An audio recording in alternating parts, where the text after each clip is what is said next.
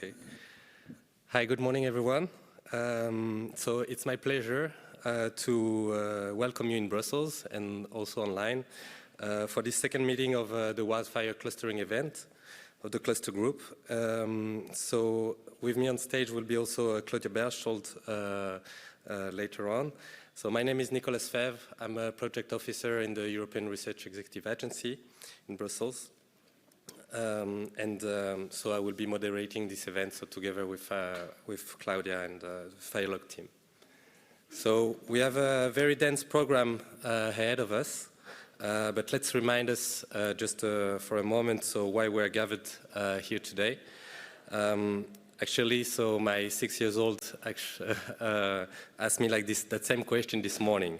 And although I think I lost him somewhere in between forest firefighting and integrated fire risk management, so I think he was at least convinced of the relevance, like to bring the people in the room, like the key players, from researchers, practitioners, policymakers, decision makers, students as well, operational experts, amongst others.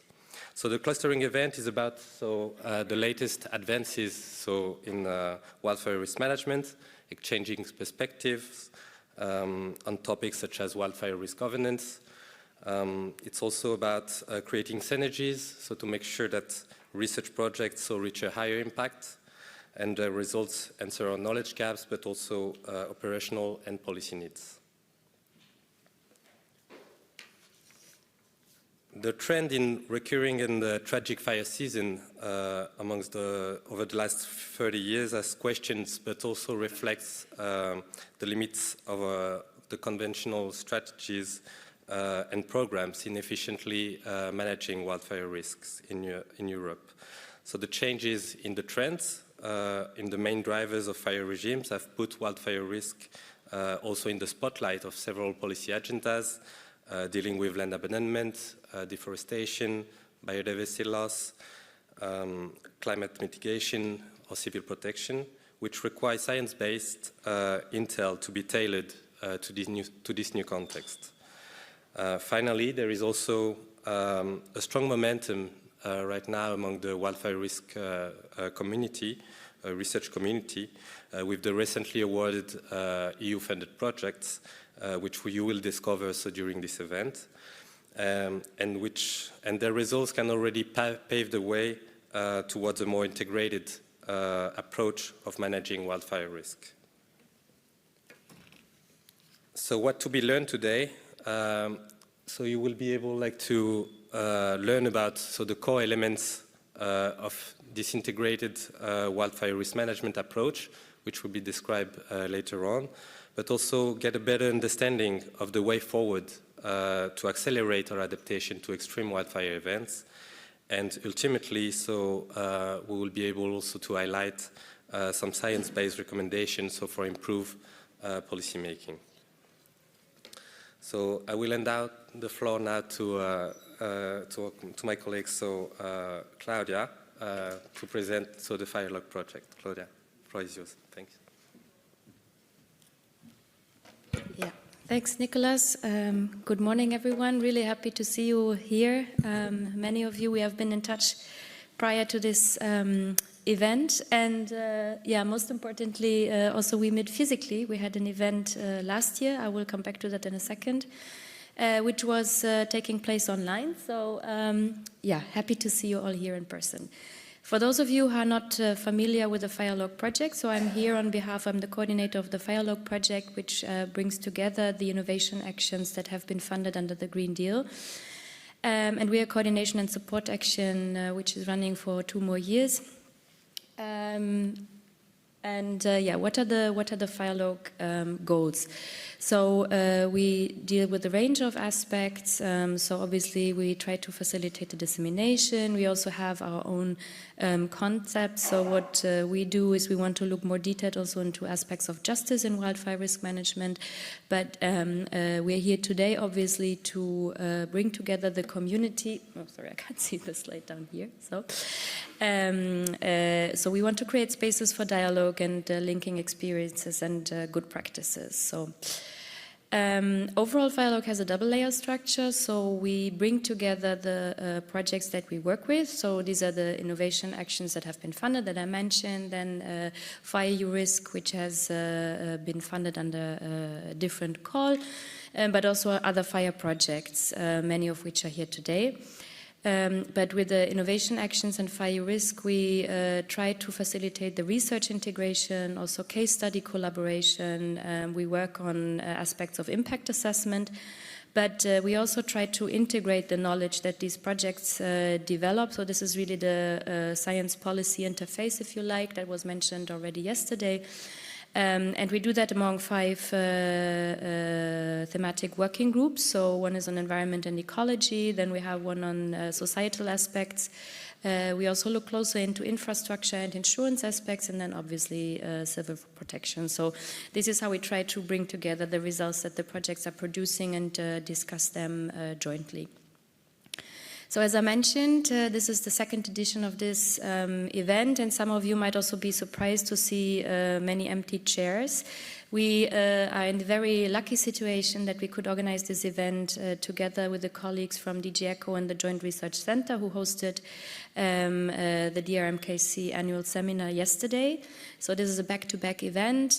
We will also be present at the expert group on forest fires meeting with the projects to present some results. So this is really integrated or embedded, if you like. And the idea today was really to work with you, with all of you hands-on, to understand what are you doing, what are your research results that may contribute to policy making, and really try to integrate the results and to make them translate in the midterm, let's say, towards policy recommendations. So this is why we are few. Specifically from here, it looks a bit strange, as empty seats, but you will realize in the breakout sessions and the workshops, we will be about 20, 30 people. It will be very interactive, so this is why we try to limit the great interest, actually, really, of the people that wanted to participate. So yeah, we had, as I said, we had the online event last year, so even better to have you all in person. What did we do last year? So we had 6 breakout groups in that online event, dealing with aspects of impact assessment, research integration, among others, and case study collaboration. And to give you a notion of how we want to work, is that these results of the breakout groups really translated into a roadmap. So the projects that participated agreed on that roadmap with very concrete goals to be achieved over the next couple of years. Just to give you a notion, like the impact assessment group, for example, has been dealing with the Green Deal targets. So they're quite debatable. We will not do that here. But these are targets that have been set under the call, under the Green Deal call, and the project should contribute to these. And we dealt with aspects of how actually assessing these targets or any progress towards these targets. So we have been working on matters of baseline assessments, like how do we actually, where do we have the data, how can we see any progress, for example, on the causes of fire ignitions, on emissions, on prescribed burns. So do we actually have that data? Can we somehow make use of it and actually work on these targets? And we have developed a context paper that actually really discuss these targets that have been set by the call, including the measurability, and it will be released hopefully by the end of the year. So you should be able to read it if you're interested. In terms of the research integration, for example, that is led by Domingos Viegas. Many of you might know him. He will also facilitate the workshops related to that today. This group set several priorities. One is the development of a European fuel map. And what you see here is the FirEUrisk example. So they are developing approaches, and the idea is today also, in order to really come up with a joint and European fuel map, how are the links with your projects potentially, how are there synergies, or how do approaches complement each other, so that we can end up with a joint approach in the end Also, taxonomy is always an issue, and we are not too ambitious. So for us, it was really now to discuss integrated and holistic management. What do we mean? How can we frame it? So it's just the two terms, but still. Yeah, we also wanted to work on a fire events database. This is yet to come. So the first two we have almost achieved, let's say, or we are closer to that. So just to set the scene a little bit, also some aspects of organization. So this is the agenda. You will all have it. You also see it at the reception desk. Then all of you received these tiny cards. You have the QR code. One is for the agenda, and the other one is for the some Slido questions. We just have few today. And on the back of these cards, you will have the assignment to the breakout groups that you have chosen. So what you see here is if you chose assessing and evaluating risk of fire, you will have a blue dot or a red one for governing wildfire risk. And then we have an A and a B because we duplicate these sessions. So we have two each. So this is why you have A or B. So if you have blue dot A, that means you will be in room Concilium or in the concert room, for example. We will come back to that later, prior before actually leaving, so no worries, just that you know what it's for. Yeah, these are again the QR codes. And now maybe just to start, actually, maybe you can scan the QR code. You can either use the one here or on your card. From the Slido, because we want to have a first idea on who's actually with us. So if you could switch to the Slido, please. The first question is, where are you from? Just to get an idea who's joining us. That's actually also for the online participants. So it would be great to also know who you are.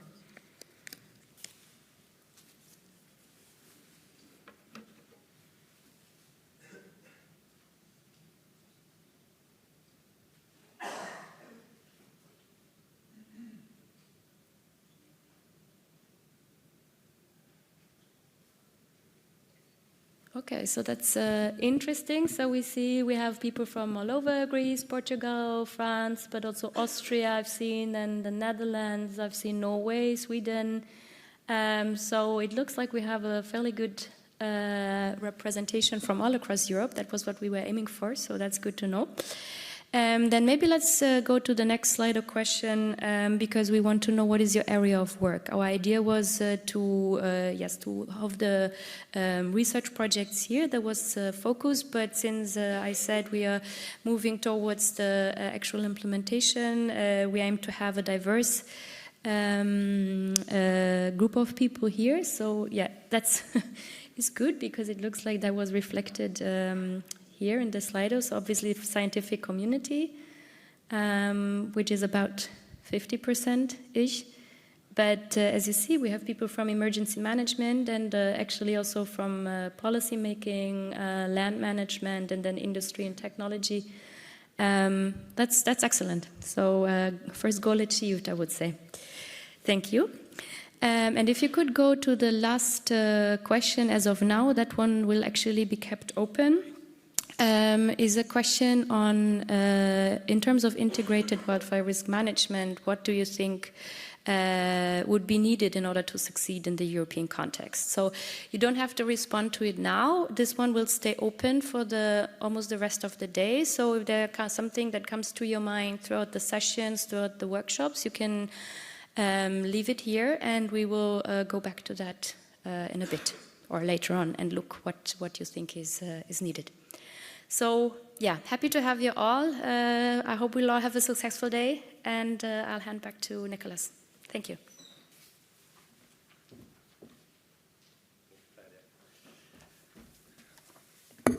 Yes, I'm just back on stage, but only for a few seconds, because I wanted actually to introduce our first guest speaker today. Is Professor Philip Ward, head of the Global Water and Climate Risk section of the Department of Water and Climate Risk at VU Amsterdam, and he's also the coordinator of another Horizon 2020 project called Myriad EU. So Philip will actually replace wildfire risk management in the broader context of multi-hazard and multi-risk assessment and management, and he will describe the first results of Myriad EU, so in relation to integrated fire risk management, which considers different actors, system, and context. So please, Philip, the floor is yours. Thank you.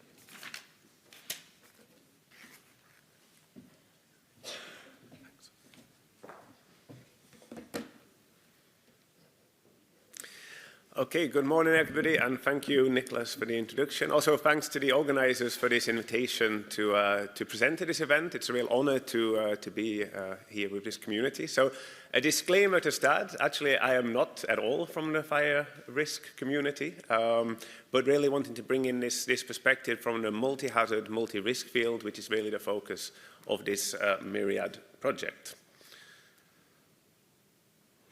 How do I move to this one? Yeah, so I just want to start with this example, an example from California, a region which has been for a long time facing many droughts.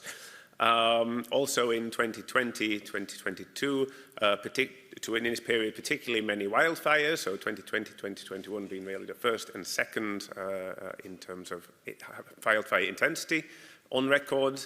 But at the turn of the year to 2023, the area was actually hit by 12 atmospheric rivers, which basically dumped huge amounts of rainfall, 400 to 600% of the normal rainfall on this region.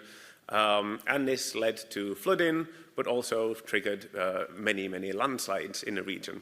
And this shows us some of these interactions that can occur between different kinds of natural hazards. So, for example, these consecutive events, right? We had the wildfires followed by the atmospheric rivers, precipitation, which are not necessarily physically linked to each other, but still the fact that they occur consecutively impacts on the risk. We have these triggering events, for example, the rainfall, which actually triggered these landslides. We have amplification effects, so the effect that these areas affected by wildfires, a lot of bare soil, actually amplified the likelihood of these landslides occurring.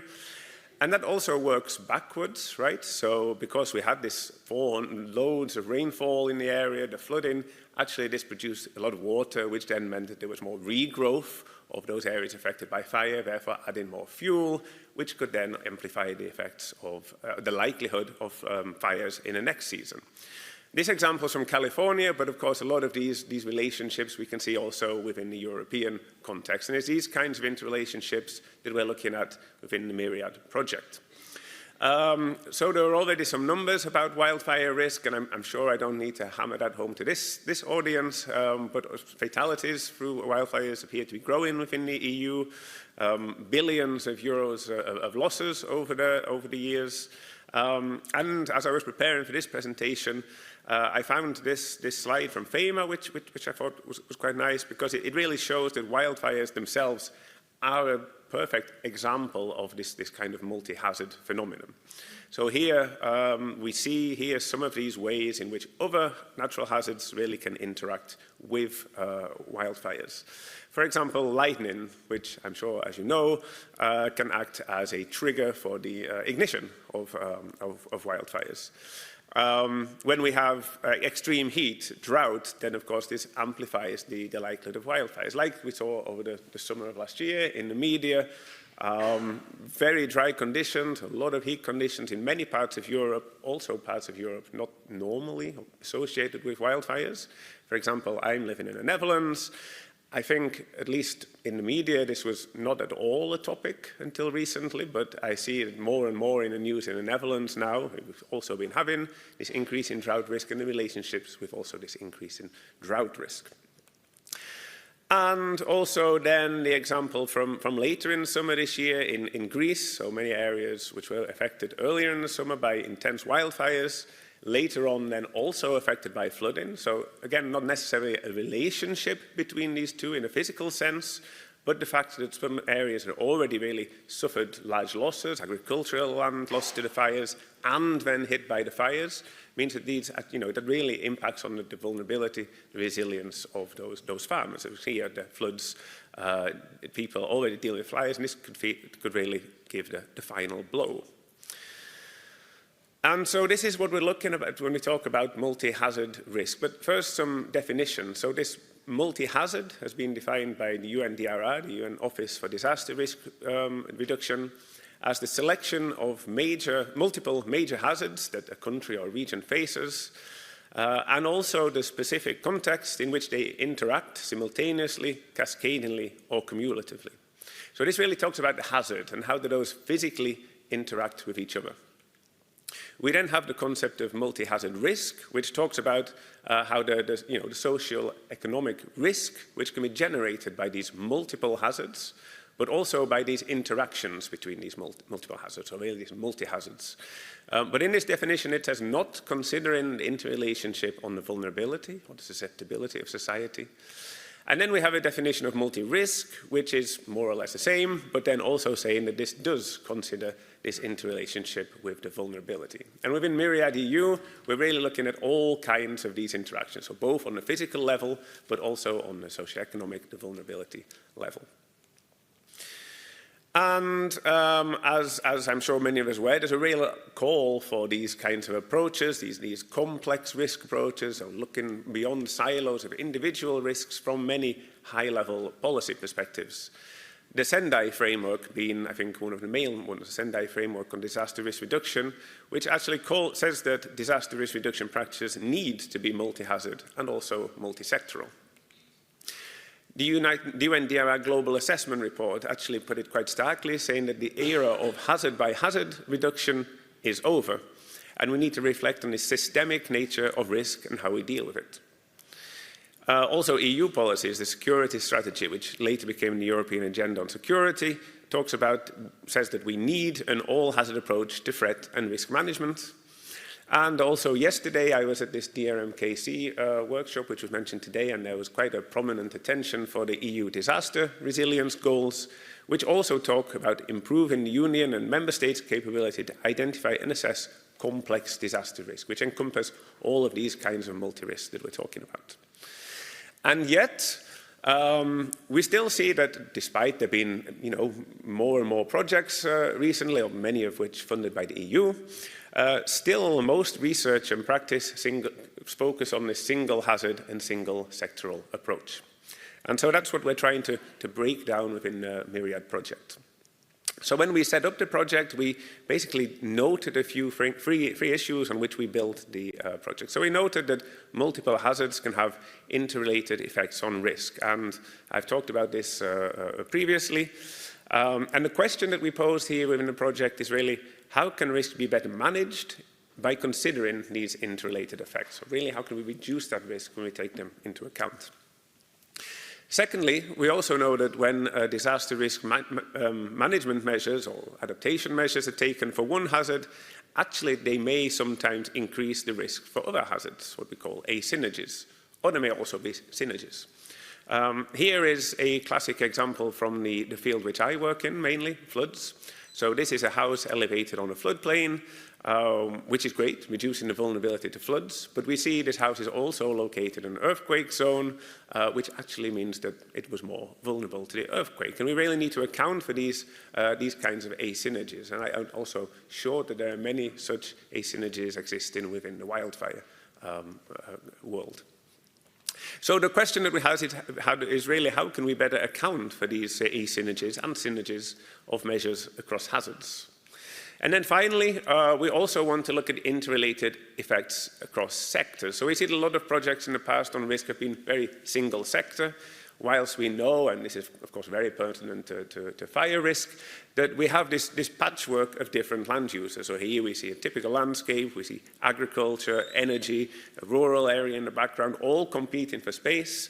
And if we take a measure to reduce the risk of one hazard, it also plays out across the different sectors. So really, how can we better account for these trade-offs and synergies across sectors, regions, and hazards? And so that takes us to the vision and aim of Myriad EU. The vision is really to catalyze a paradigm shift towards a more multi-risk, multi-sector, and systemic approach to risk assessment and management. So this is quite a lofty vision, but we try to make it a little bit more concrete in our aim, which is basically that by the end of the project, which is now in 2 years' time, that we will be able to develop forward-looking disaster risk management pathways that assess these trade-offs and synergies across sectors, hazards, and scales.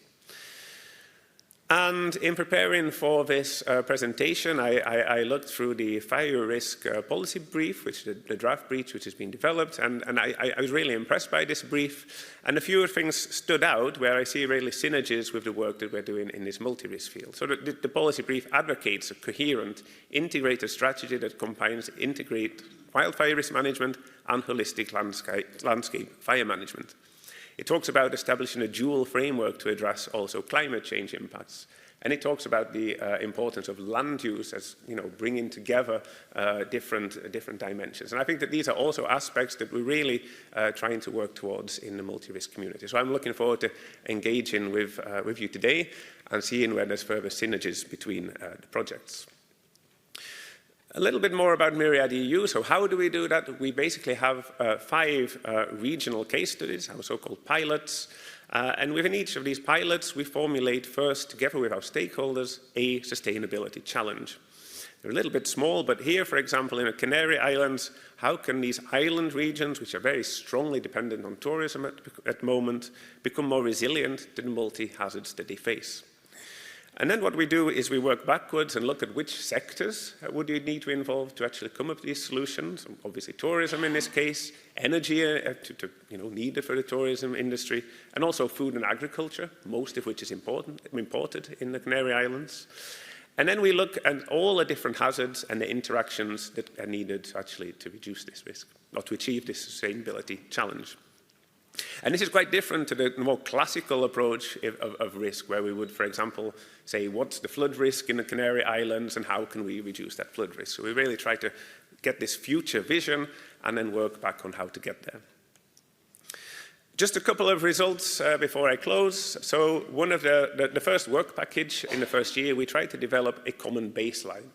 Also yesterday at the DRMKC event, there was really a lot of talk about the need for common terminology, common understanding between communities. So we carried out a review and tried to develop a glossary of multi-hazard, multi-risk terminology, which is available in our handbook. But more importantly, I think we also put all of these terminologies on our disaster risk gateway, which is actually a wiki portal, so anybody can contribute to this, which also has a repository of different methods, tools, data sets, which people could use to assess multi-hazard risk. So this is a really community website, which I would encourage also this community to use to promote your own tools and methods. We've also developed a multi-risk framework, a 6-step framework, which we're now testing within our pilot regions. I don't want to go through all these steps here, it would take too long. But the idea is going all the way from, setting this system definition, sustainability challenge, defining the risk, calculating the risk, and then also looking at what, if we are implementing measures, what would this look like in a future state? We are also using the DAP approach, the Dynamic Adaptation Pathways approach, which I'm not sure if it's known to everybody in this room. It's used quite a lot in adaptation planning, especially for flooding, for example, in the past. And the idea is that basically if we want to develop a sustainable future, there are different pathways or actions that one could take in the future. There are different actions that one could take in the future, and some actions would work until a given threshold is reached, for example, in flooding, until 1 meter of sea level rise, but after that, you may have to take a different measure. The idea is to not necessarily choose an option now, which gets locked in for 100 years, but give flexibility of pathways into the future.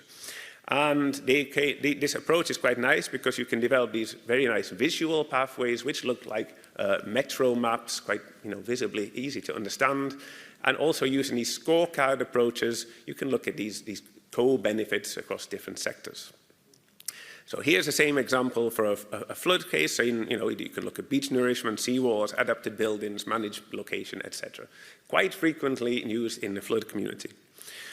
What we're trying to do within Myriad is make this also a multi-risk, multi-sectoral tool, right? So it's easy enough to make these nice visuals when you have one goal that you're aiming at, reducing flood risk, but when you have various tools, it becomes more difficult. So we're trying to actually use this concept and see how we can use it in a multi-risk setting.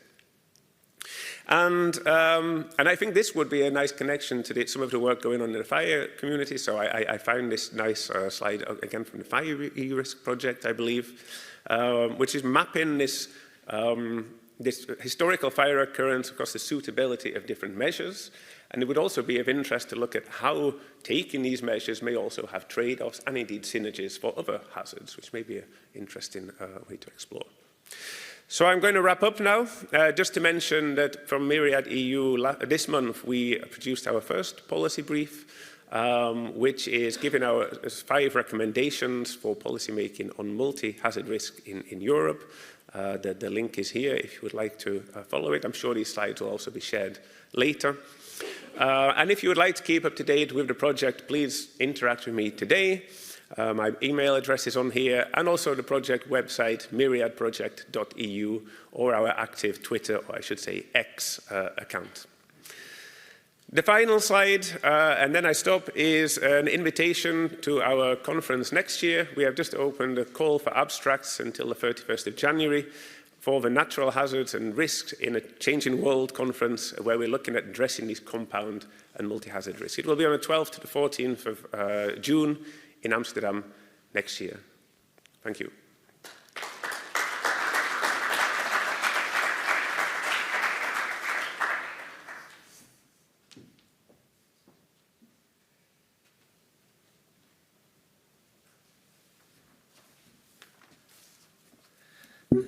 Hello again. So now we will have actually another session, so I will invite to the stage, please. So we'll have a session now on an overview of the Horizon 2020 fire projects. Please. See you.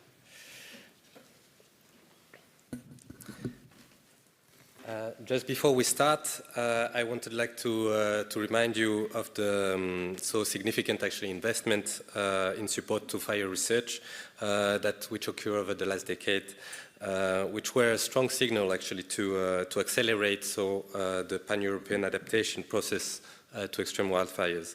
And the cluster of EU wildfire projects actually is playing a very central role in this storyline, with the development of a new holistic strategic concept, so by the FirEUrisk project, which will be further demonstrated at a larger scale, so into preventive, suppression and restoration actions, so by the different innovation action projects such as FireRes, SILVANUS and TREEDS. The project Firelogue is also has also a very pivotal role, so to harmonize like these research innovation activities and ensure that they achieve the highest impact. So I will first welcome to the stage Professor Domingos Stregas, who is a recognized and awarded leader in fire science and has been committed his whole career to the advancement of the field. Domingos is a full professor at the University of Coimbra in Portugal. He is the director of the Association for the Development of Industrial Aerodynamics, HEDAI, and of its Center for Forest Fire Research. So we'll present the FirEUrisk project, which was the precursor project. It started a bit before the innovation action. So please, Domingos, the floor is yours. Thanks. Thank you very much, Nicholas. Good morning, everyone, and also for those online. It's a pleasure for me to be here and present the FirEUrisk project. As you can see the title, it's developing a holistic risk-wise strategy for wildfire management. The objectives of the project are these ones: to develop, test and disseminate an integrated science-based strategy for wildfire risk management in Europe, and expand on the existing wildfire risk assessment methods going beyond the concept of danger, and drive the wildfire risk management to reduce current risk conditions, and finally to adapt fire management strategies to expected socioeconomic and climatic changes. These are all brought from the proposal, so the ideas that we had at the beginning. And as you can see, there are 3 keywords there. One is to assess risk, and then to reduce and to adapt to future conditions. And we were expected to do this in close collaboration with researchers, practitioners, policymakers, and citizens. For this, we set a consortium with 38 partners from 18 different countries that are shown here in the map. As you can see, we have partners from all over Europe, but also from outside Europe, from Australia, Canada, and Israel, besides the United States, but not exactly as a partner. It's a multidisciplinary consortium. And on these three ideas of risk assessment, reduction, and adaptation, we are analyzing wildfire risk in all its components: danger, exposure, and vulnerability, in all its phases and scales.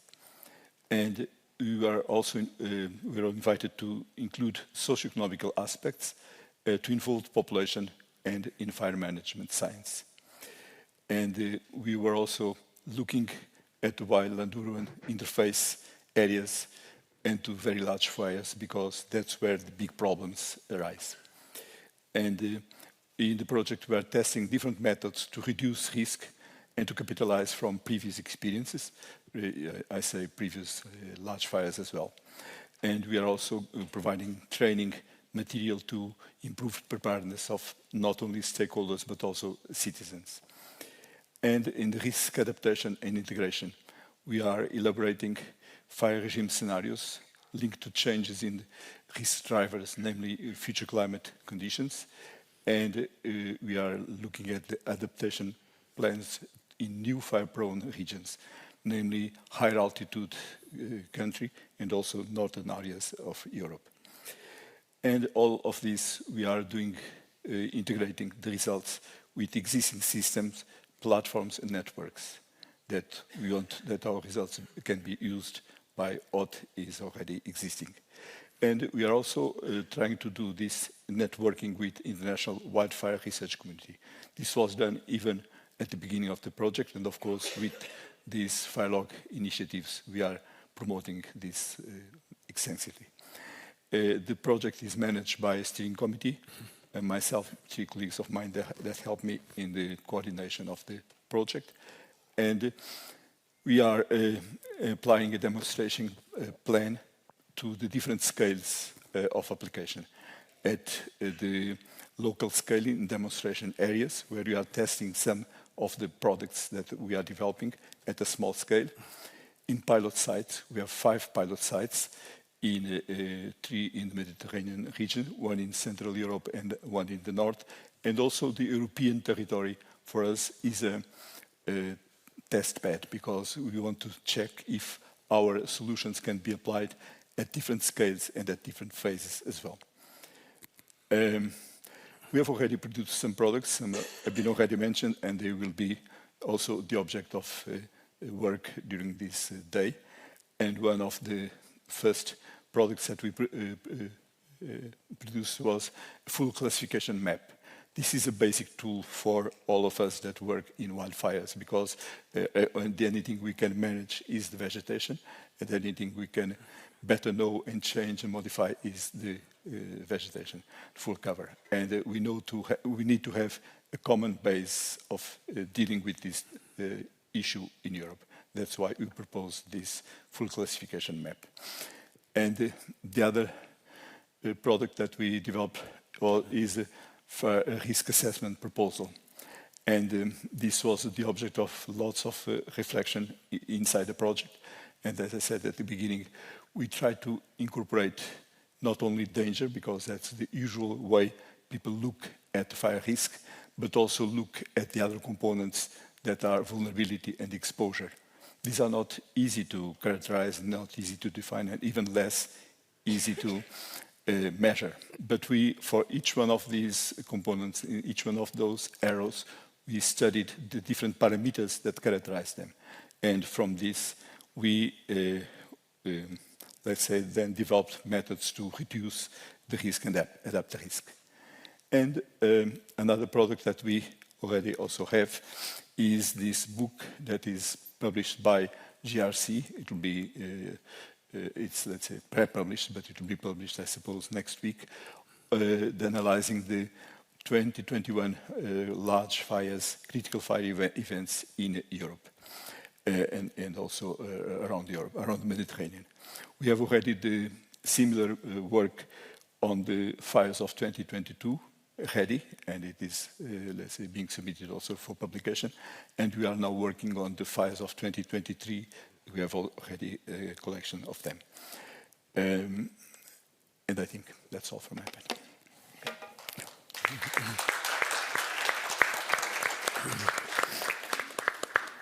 Thank you, Domingos. We'll have some time also for Q&A at the end of the session. So you can also raise your questions through the Slido app or raise your hand for those who are lucky to be in the room with us. So our next speaker will be Pau Brunet.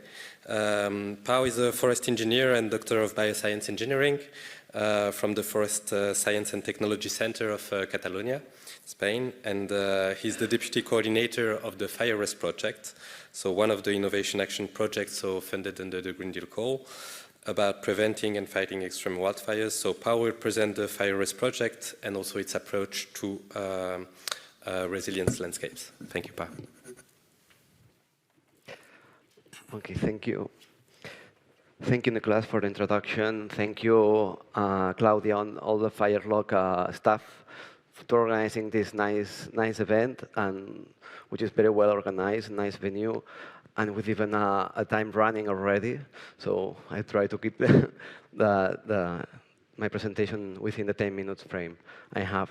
So indeed, I will present you the FirEUrisk project, which actually stands for Innovative Technologies and Socio-Ecological Economic Solutions for Fire-Resilient Territories in Europe.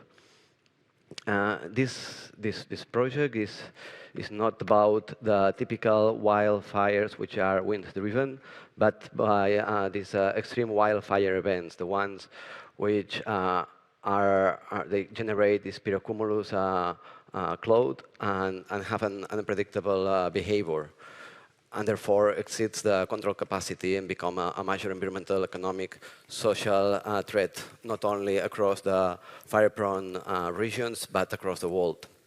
Within FirEUrisk, we have 11 living labs aiming to implement this integrated fire management approach and supporting the transition towards these resilient landscapes, but also communities to this kind of events. It's a 4 years project. Also, well, you have been already seen the frame of the collaboration with other projects. We have 34 partners, 11 living labs, and with a budget of about 21.5 million. The objectives of FirEUrisk are 4. The first one, very similar actually to the MIRAD project, is to set the definition, so the first concepts. In this case, first the extreme wildfire event. What do we understand for that? Trying to define some metrics as well, and some other concepts related to these wildfires. And those concepts will be followed during the whole duration of the project. The second objective is to develop, demonstrate, and deploy the 34 innovation actions around the different living labs at different levels. The technological, social, healthy, safety, administrative, ecological, but also economic. The third objective is to integrate and upscale the results of the implementation of these innovation actions to the different living labs, but not only, also across Europe and beyond. So notice we have also, I'll explain you later, a living lab in Chile. Then the fourth objective, very important as well, is to raise societal awareness about what are the extreme wildfire events, the risks, and to transfer the knowledge that has been created within the project to the local stakeholders, which of course it's very important. Our approach is about this integrated fire management, which understanding it as a planning operational approach, including social, economic, cultural, and ecological dimensions, with the objective, first, to minimize the damage caused by the wildfires, but also to maximize their benefits. No, of course, we don't aim to suppress all wildfires. There is this consideration of let it burn, prescribed burning, in order to move towards this integrated fire management approach. And for that, we we defined these 4 pillars. First one is to study and analyze, try to characterize what are the drivers of these extreme wildfires and try to model their behavior. In order to design a landscape more resilient to those extreme events, but also the economy that takes place in those landscapes. Then also very important is the emergency management.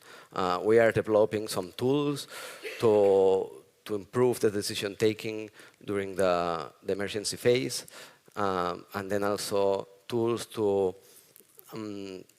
improve the interoperability between countries when an extreme event occurs in these frontier areas.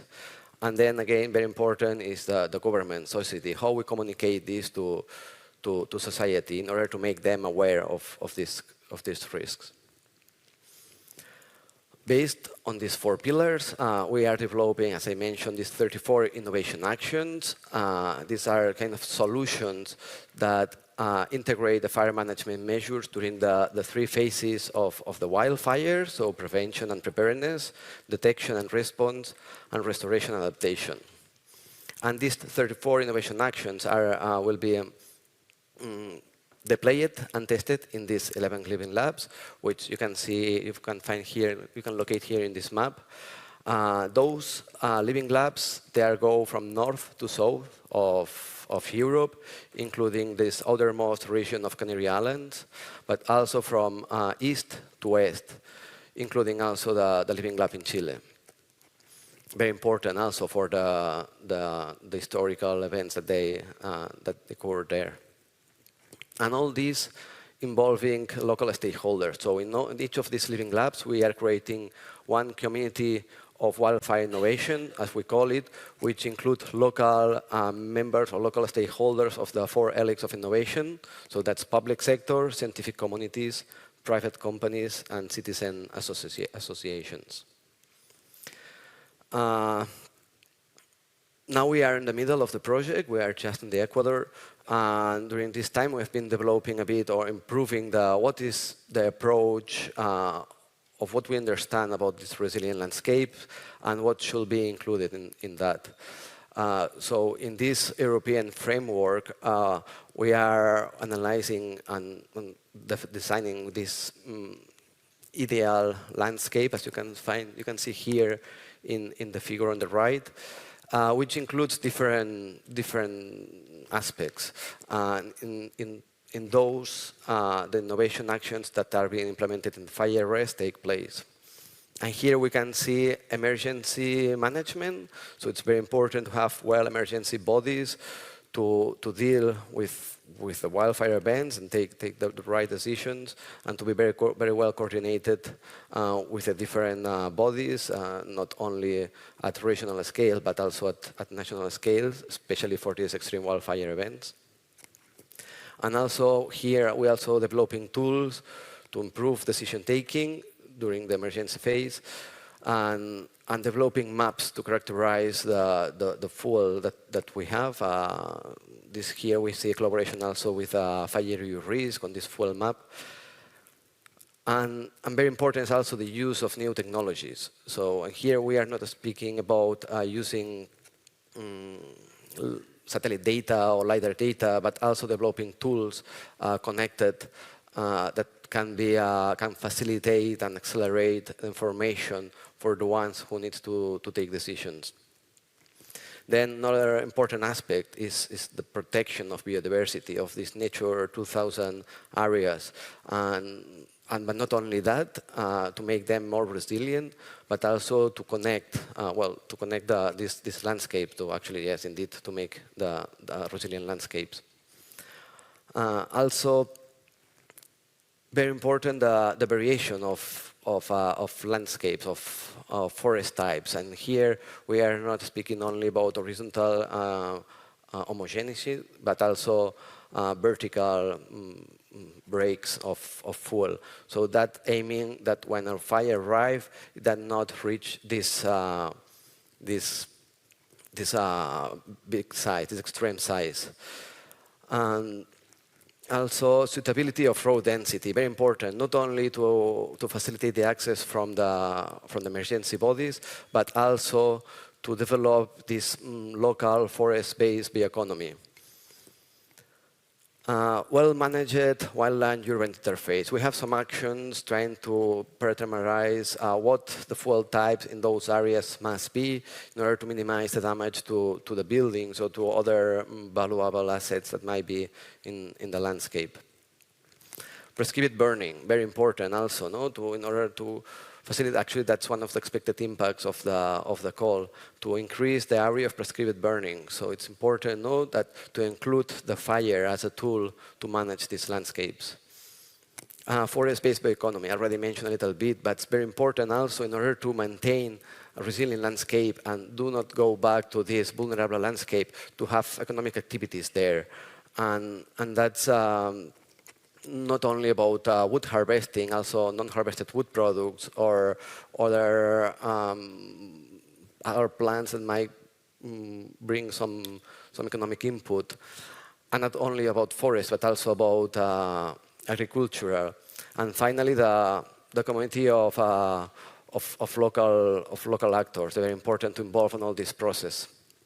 And since I'm running out of time, well, list of partners, including the FirEUrisk of innovation. And yeah, to reach all these goals, very important, the collaboration, not only within the FirEUrisk members, but also with the different partners. Today is one day that we can take advantage of this collaboration, and that's all. So thank you for your attention. Thank you, Pau, for this presentation of FirEUrisk. So our next speaker will introduce the SILVANUS project, so another innovation action.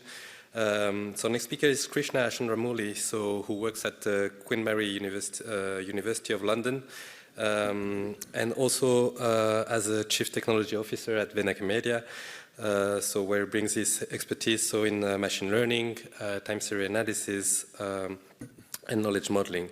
So Krishna is the technical manager of SILVANUS, and which he will introduce you now. Thank you, Krishna. How do we go to the next slide? Just forward. Oh, okay. Thank you, Nicholas, and thank you, everyone. It's a pleasure to be here, and also good to see many of our colleagues from previous projects and also previous initiatives. So I will just be quick, and this 2023 has been a very productive year for us as SILVANUS, so you will see some of the key outcomes and achievements that we have made so far. SILVANUS, in a nutshell, is intended to be a technology project, a technology solution that delivers climate resilient and innovative solutions in order to understand how better the wildfire risk can be prevented, and how to increase the preparedness, how to also increase our response times, and also enable the complementarity between the environment, the human factors, and technology tools that can be brought together. One of the biggest lessons we have learned in the past 2 years since the project began is to have this adoption of integrated fire management approach, and hopefully today will be a good day to have further discussions and further engagement with other partners and other colleagues as well. So what methodology we adopted is to start from ground up, because fire management is such a big problem, and you have seen already many examples of the challenge and the landscape that we need to tackle.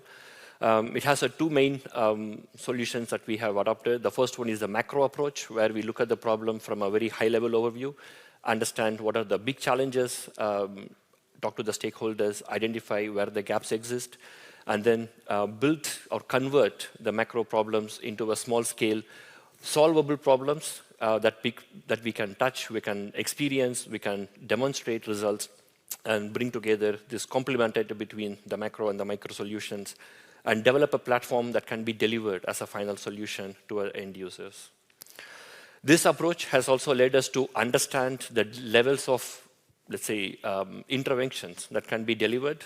So here is, let's say, the 4 lines of defense, what we call as rings of protection that we identified.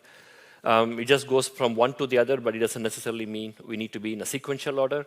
Any one of these rings can always complement each other and also coordinate with each other. Starting from the first line is the knowledge. How much we are aware of our forests, how much are we aware of our risk portfolios, and all the Earth observation data sources and institute devices that can be developed, that can be monitored, and all the smoke sensors. Every single IoT device that can directly lead to better understand the forest state as it is now will be, has been integrated, and you will see some examples of those solutions in the few slides later.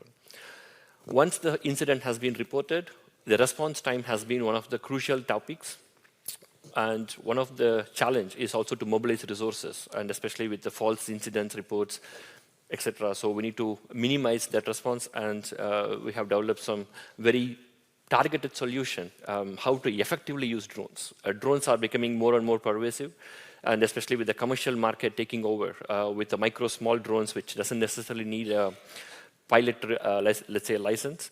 Maybe we have a much better opportunity to exploit the scope, and if we have the ability to model the landscape and to identify the navigational pathway and optimize the deployment of drones, then we can be in a much better position to understand the challenge and let's say, try to validate whether the fire incidents are real and how much intervention is needed. And of course, robots are going to play a very key role, especially in the context of zero fatalities that we need to achieve as one of the core targets that we have. And we will see some examples of how these robots are being deployed. And finally, the water bombs are going to be a crucial part, and we have also learned lessons when to deploy water bombs, depending on the cultural context, depending on the area, depending on the landscape. There are many examples when to use it. It's not necessarily the last stage, but it can also be one of the stages that we have identified. So these are the, let's say, the building blocks at different lines and in the levels of intervention that we wanted to develop. But the question is, how do we integrate everything together? Because at the end of the day, we need to have operational procedures that allows the firefighters to sequentially operate the platform and also be able to develop and deliver appropriate knowledge and interventions to tackle the wildfire. So this is our vision. We started with a very clear roadmap, what we wanted to develop. On the top side, you will see all the types of data sources, stakeholders, user roles that we want to engage with. Taking that knowledge, like what is pre-existing, into a condensed, crystallized cloud platform, which allows the, let's say, the command and control center where a lot of data analytics can be implemented, all the algorithms can be developed, and it provides a much more broader overview of the state of the system. But it's not enough to have just a cloud. We also understood that every fire commander operating the site, and depending on the extreme or the scale of the fire, as we saw from the previous presentation, the spread of the fire can also be large area. So if you want to tackle the fire as a whole, then you need to deploy forward command centers. And this is the second part that you see on the image, where we have identified the need for a small scale, mobile, and agile units, which can deliver a very high level of knowledge and intelligence for the fire commanders on site. And there is a coordination between these multiple forward command centers. And the last part of the image actually identifies the drones, the robots, and how do they interface, because every autonomous entity has to be managed, controlled, and hardware devices has to be operated by the pilot or by some intelligence entity. So this is a 3-level architecture we have started with the cloud, near edge, and far edge system.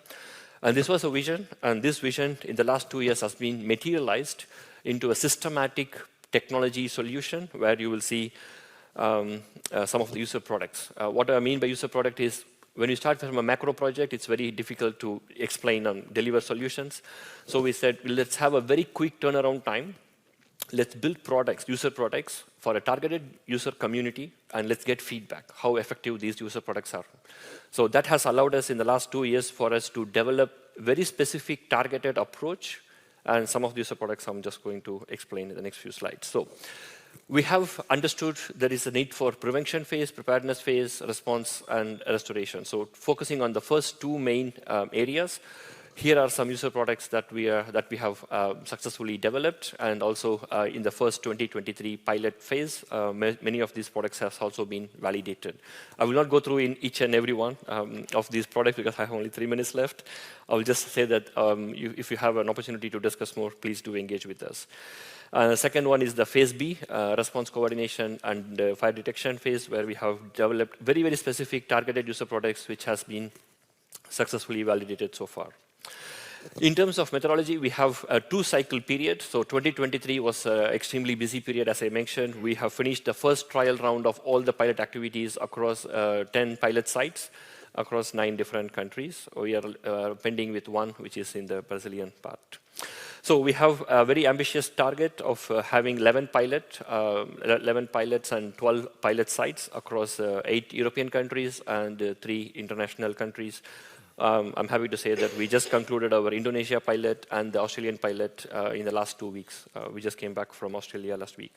So what does a pilot look like? What are the results that we validated? What lessons we learned from these pilots? So these are some examples I'm just highlighting. Of course, we have 8 pilots. I'm not going to go through every one. But a pilot looked like going to a site, talking to the fire commanders, and explaining how the user product technologies can be deployed. And here on the first image, you can actually see how these devices are being installed. And trust me, these were not easy tasks to complete.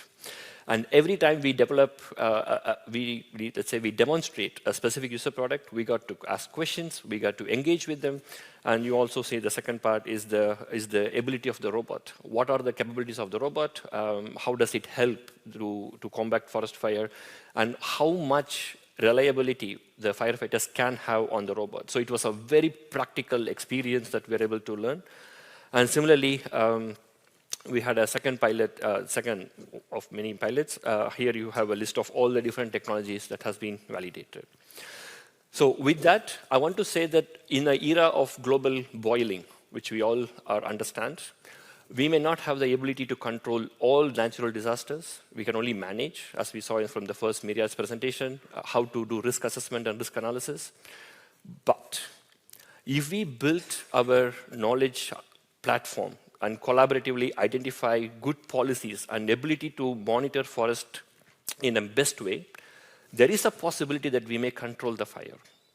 Not control the ignition process, but at least our response time, our coordination, and maybe we can bring down the forest, let's say the boiling part to a much lower level.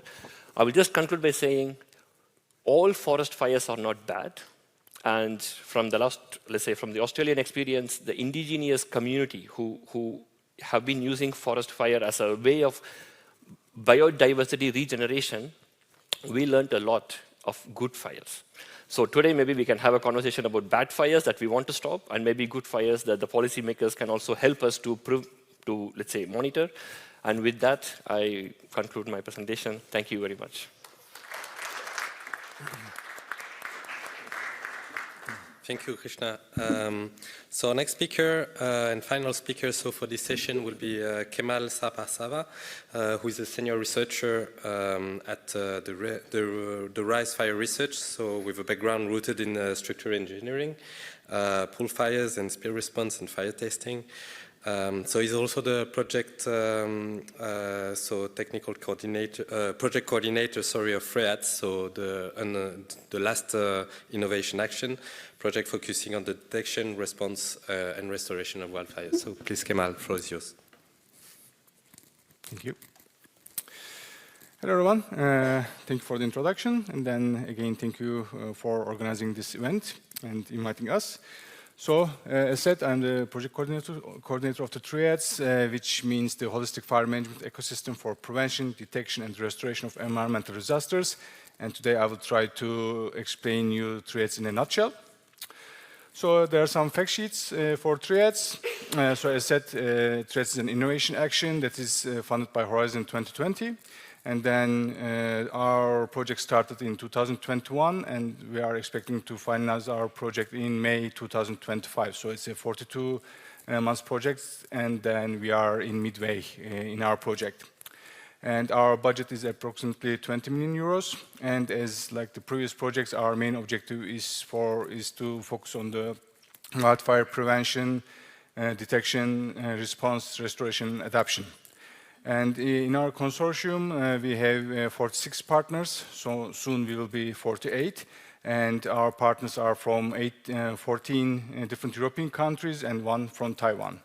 And we have a very wide portfolio of partners, so we have SMEs, small to medium entities, research organizations, universities, stakeholders, end users, and technology providers. So if you want to learn more about TREEDS and our partners, please check the QR code that we have in here. And until now, we already published several journal papers regarding our project. Of course, you can reach that articles from here too. And then in TREEDS, we mainly focus on the aerial manners for the wildfires. So in here, you can see our 4-layer approach. Again, in the picture, it's clear that there's a wildfire going on. You can see the flame and the burning vegetation. And the first layer of the TREEDS is the drones, which are the low payload and low altitude drones. These are used for detection, image spectrometry, and LiDAR scanning. And they're also used for low altitude surveillance. And in our second layer, we have higher payload drones. So these drones can lift up to 200 kilograms, and they are aimed to deploy fire retardants. The third layer is the high altitude balloons for large area surveillance and detection and hyperspectral photogrammetry. And these balloons will also be used for communication.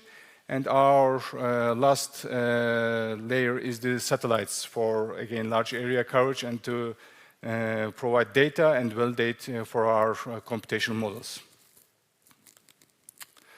So in TREEDS, we are developing more than 26 technologies, and then I was kindly asked to keep the presentation short, and this is why I tried to summarize some of the technologies that we are developing. As I said, we are focusing all phases of the wildfires. The first one is the prevention and preparedness, and in the screen you can see on the top right, I think for you, is the summary of some technologies. For example, for the prevention and preparedness, our partners are now developing a WebGIS system, and then this WebGIS system is basically to be used as a small platform that combines different features of TREEDS, such as the daily weather forecasting, fuel and forest mapping, fire and smoke simulations, social media. We also use social media input for our prevention and preparedness. For example, if someone sees a fire and then takes a picture and posts it in social media, it's going to be a trigger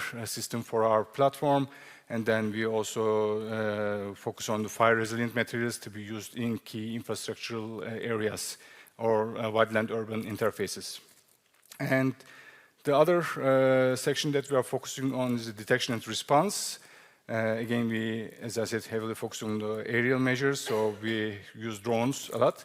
And in here, there are some examples. For example, some of the technologies in here is the aerial thermal inspection, path planning for our drones, sensors platforms to be implemented into our drones, object recognition tools. So it's important for us because some of our pilots focus on the evacuation of the people and the animals. So we need to identify the objects in the zone so we can effectively evacuate the people or animals from the area. Like SILVANUS, we are also heavily focusing on the AR/VR tools. So our partners are developing virtual, like AR helmets that is a Google in front of it, and then it's mainly be used for wildfire, for the firefighter training. And at the bottom, you can see some of the VR models that our partners are already developed.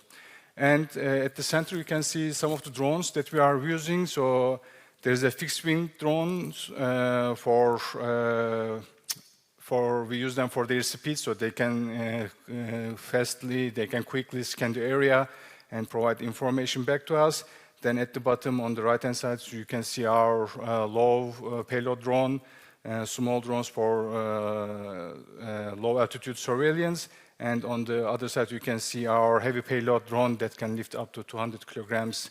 And again, it will be used for deploying the fire retardants. And the other phase that we are working on the restoration and adaptation. So our partners are working on the soil characterization. So they compare the burnt versus unburnt soils, and then how our regeneration efforts will be effective. Some of our partners are developing seed containers, capsules, and bioclips. So these are specific special seed containers They are like a dart shape, and then they are shot from the surface, and they penetrate the soil, so it protects the seed and the soil inside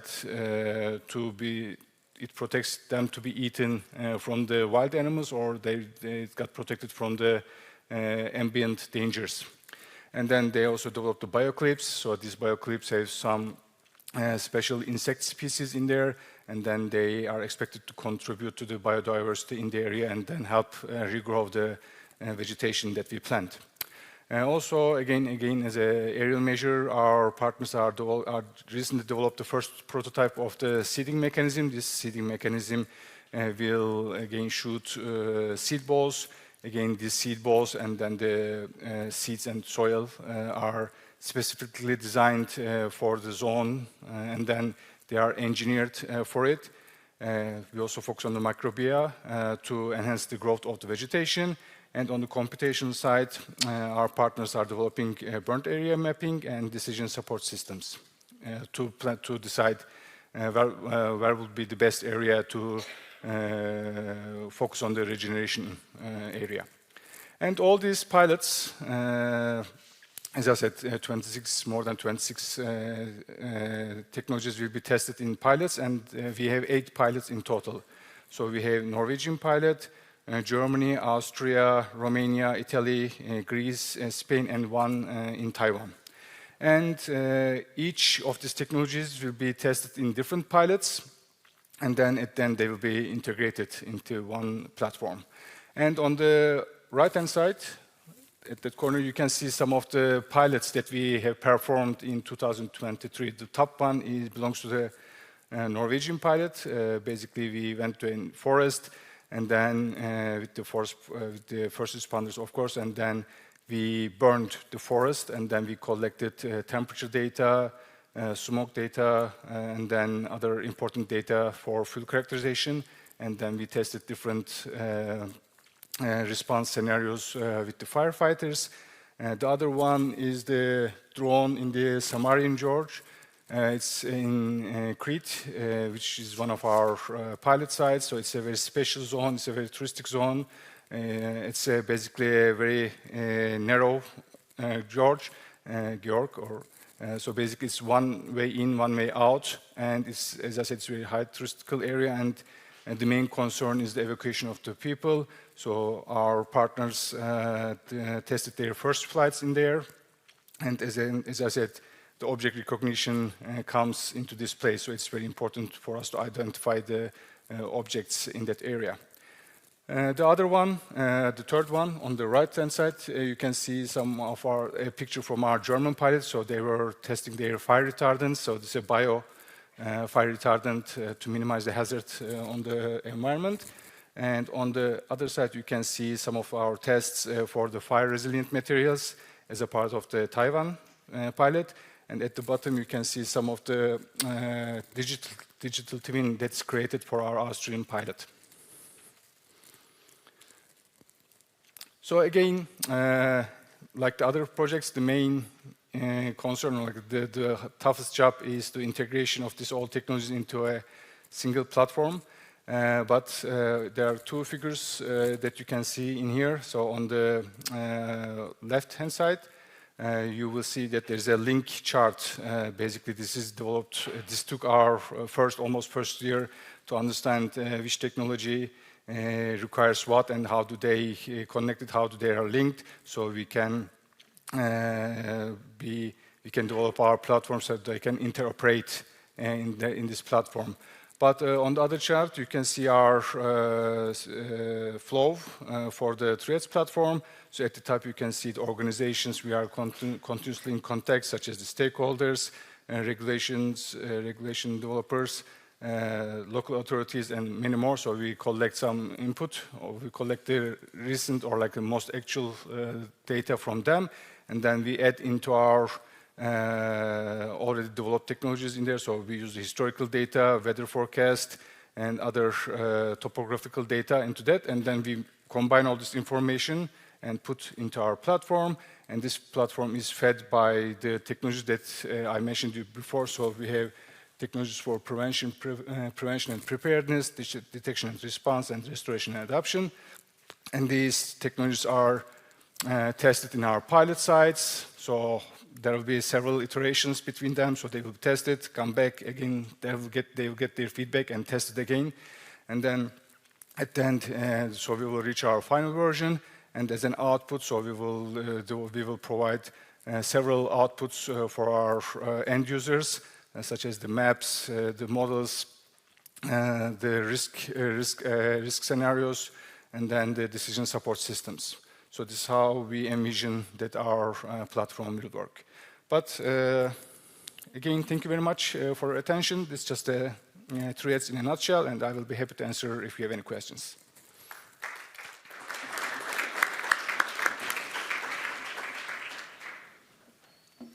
Thank you, Kemal, for this presentation. Now I believe we have only maybe a few minutes for questions. So from the audience here and also online, please don't be shy and use the Slido app. I actually posted a question, but it's still pending validation. So, but please, if there are any questions in the room. No? Yes, Lindo, please. We have a microphone there.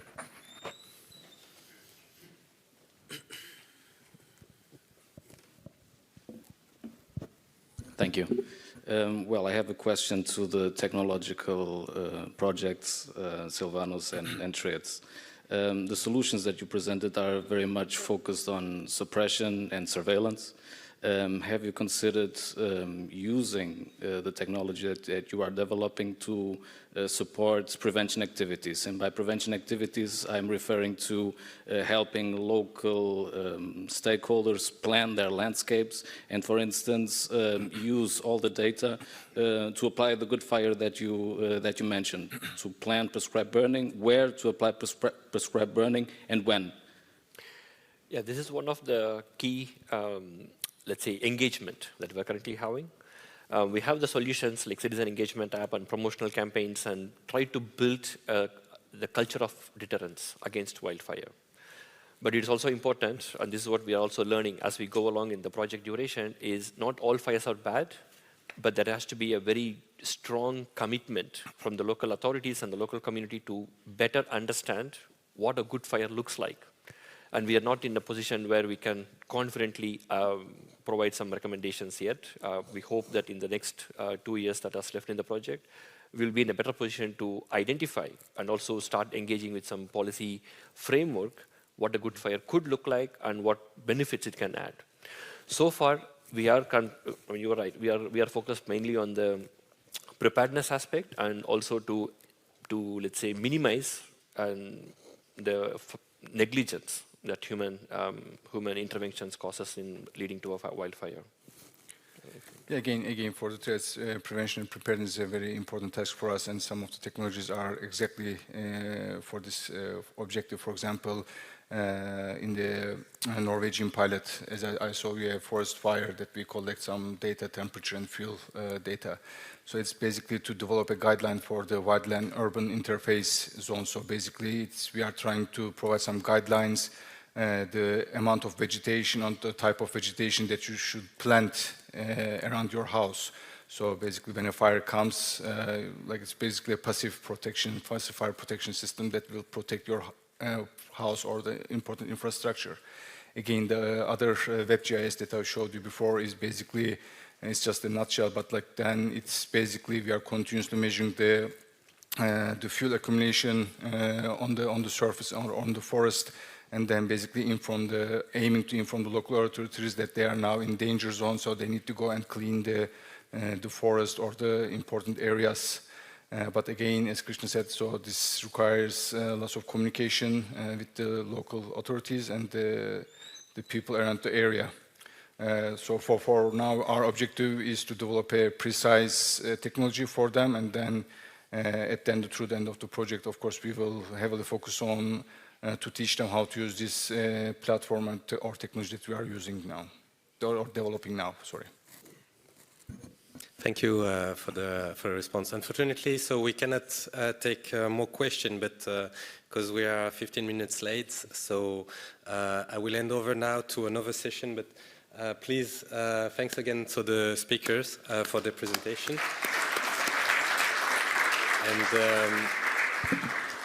And so in the next session, actually, you will learn also about other projects. So in the wildfire domain, this session will be moderated by my colleague from DG ECO, Cristina Brairescu, who will introduce this session. Thanks you again for your participation.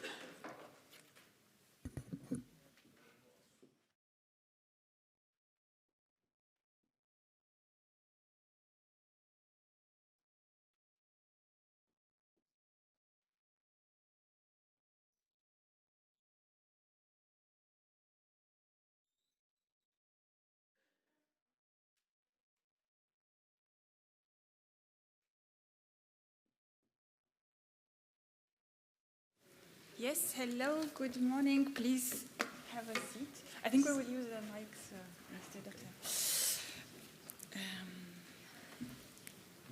So, good morning, everyone. Happy to be here. I am Cristina Brairescu, team leader in DG ECO. We are covering prevention preparedness projects and peer reviews. I will first give you a short introduction or update on our work in ECO. And we also wanted to bring our projects here, so that's why you see my three colleagues from the three of our projects, which actually show the diversity of our work. We don't just fund multi-country grants that WUITIPS represents today, but we also fund projects in IPA countries and through the Knowledge Partnership Network. But perhaps I will introduce them a bit later once we open the panel discussion. For the introduction, I'm not sure how do I... the green button, okay. Yes. So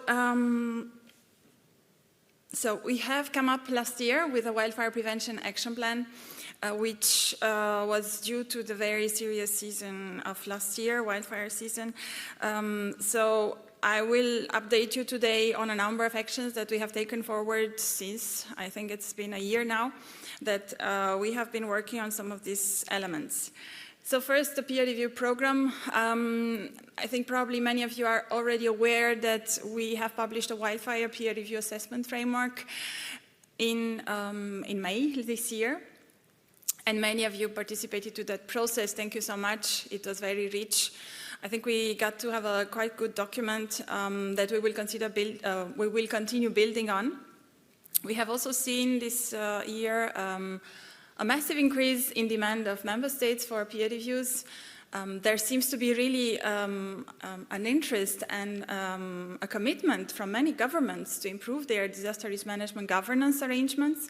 So we have received, for instance, 7 expressions of interest from member states for a peer review. And the interest in a peer review is actually triggered by a wish to improve and to reform countries. We cannot do all of that. Our peer review program is quite small. So for the next 24 months, we will focus on 3 peer reviews, and they will all be wildfire peer reviews.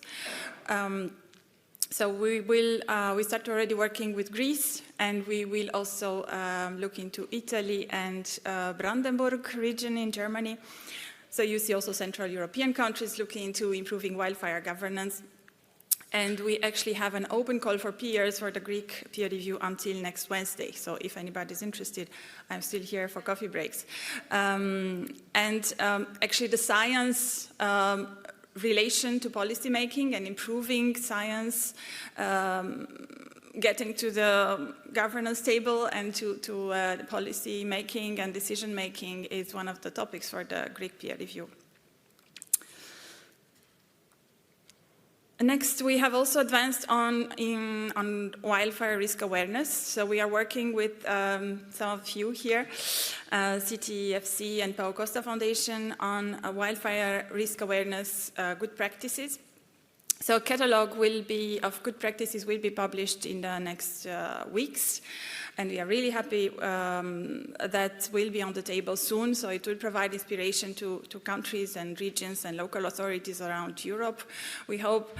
And at the same time, we have also looked into what could Europe do better in terms of an EU campaign or EU pilot on wildfire risk awareness.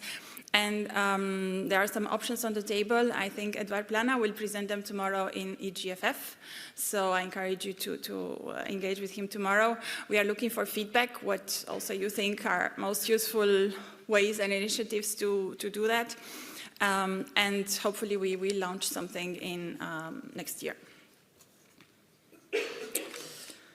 We are also working, of course, as a Commission service to mainstream disaster prevention and preparedness into different EU funding. We have a limited capacity, but I think also many of your projects that I heard already and our projects produce good practices that we can mainstream into funding.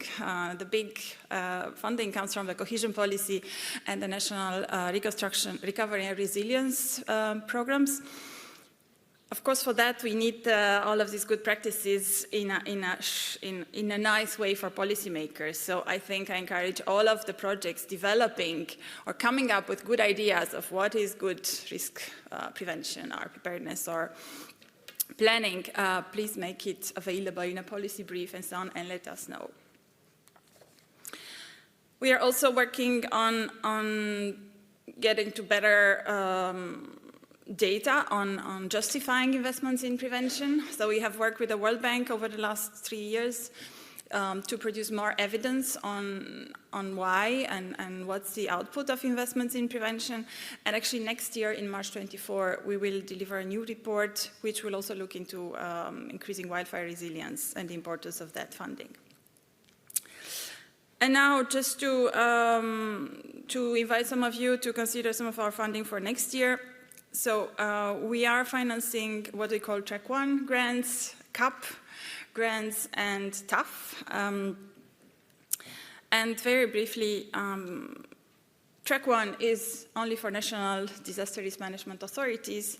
We are funding capacity building projects, studies, plans, awareness raising campaigns, decision-making support systems. So for instance, this year we will help, well, next year a new project will start in Portugal precisely on improving their wildfire early warning systems, a bit using some of the tools that I hope that you presented today. Latvia is working on improving their governance of wildfire management. So also these grants can be very helpful, but it is only for national public authorities. Our CAP grants provide support for multi-country projects. So as a minimum, there should be 3 partners from at least 3 countries involved. And we will, so you see the topics, we continue to finance prevention, preparedness, and exercises. And in the prevention topic, we will still cover wildfire risk management next year. So I encourage your ideas. Of course, this should be ideally integrated projects in the sense that not covering just one component of, for instance, risk assessment or awareness, but yeah, linking different steps of disaster risk management. We are increasing our co-financing to 90% next year, and the Info Day will take place on the 15th of February. And we are also launching next year what we call Technical Assistance Financing Facility, TAF. This is also available only to national disaster risk management authorities, and it is fully externally executed by the World Bank for states that express an interest. we are contracting directly from the Commission with the World Bank, so there is no co-financing involved, and the types of projects are very much the kind of capacity building projects, so development of studies, of analysis, of support to reforms, to draft new policy documents, planning, impact assessments, investment plans, and so on. And this will also be launched early next year in February. So I think that's all. I think we take questions perhaps on the whole session after we hear also from our guest. So I'd like to invite Elsa. I think we start with AFAN, sorry, Jonathan. So AFAN project is has been financed, and it's closed now by the Knowledge Partnership call that has now been merged with a CAP call. So that's why you will hear us in ECHO only talking about CAP since this year. So Jonathan Troncho from the Pau Costa Foundation is here to present some of the outcomes of the project. Thank you.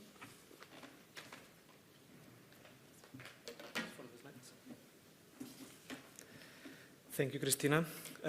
Good morning, everyone. As you already know, my name is Jonathan. I'm a project technician at Pau Costa Foundation.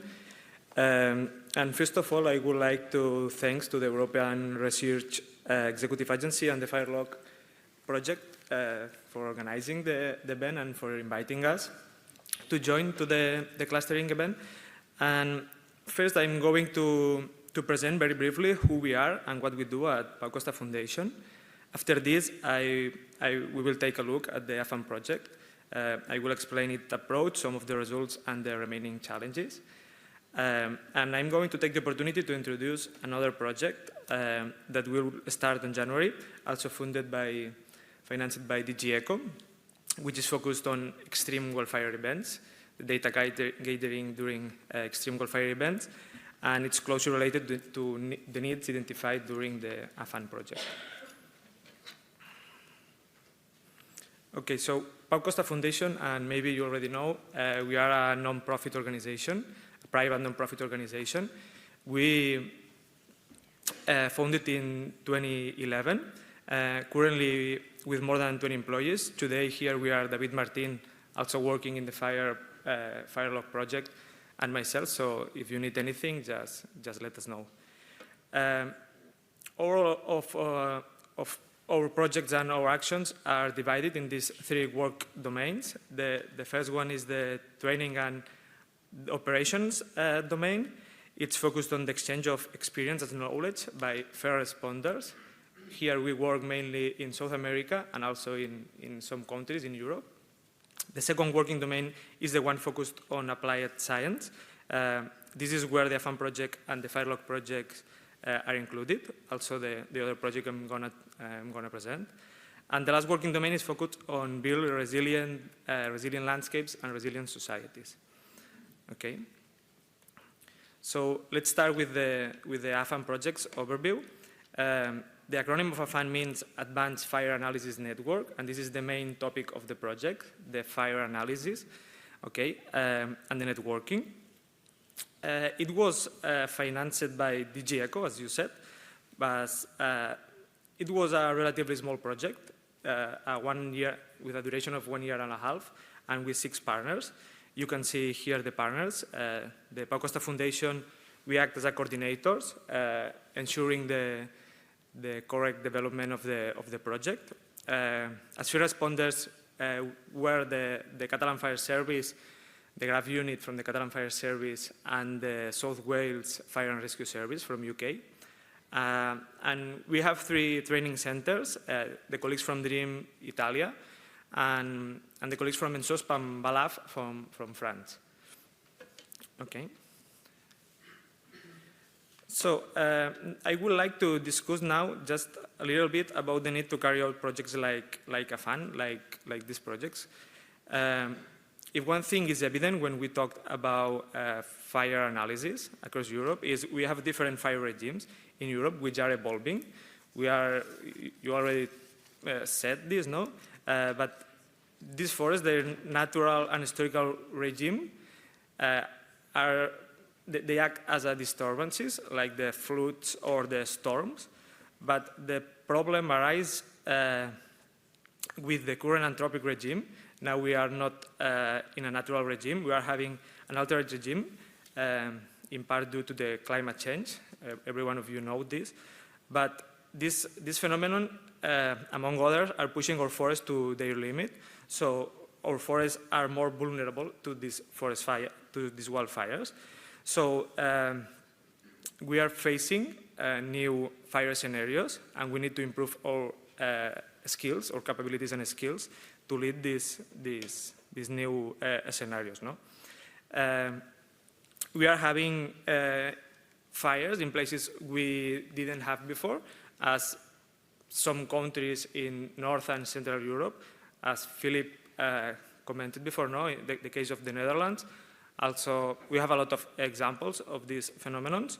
And on the other hand, we have the wildfires in the Mediterranean area, where the convective fires are not a new phenomenon, but they are becoming the new normal. So that's a problem. Our regime is changing, is evolving, is moving to the south of Europe to the north. No? This magnitude is moving. And we have seen this in the Giron fire last year in France, and also this year in Greece, in the fires in Alexandroupolis, where burned more than 90,000 hectares, the largest forest fire ever recorded in Europe. So that's a huge topic, no, to discuss about. And we know, and we said a lot of times, that we cannot lead with these fires just putting more resources. We need to put more knowledge and understand what these fires are moving into the terrain, no? Which are these new dynamics. So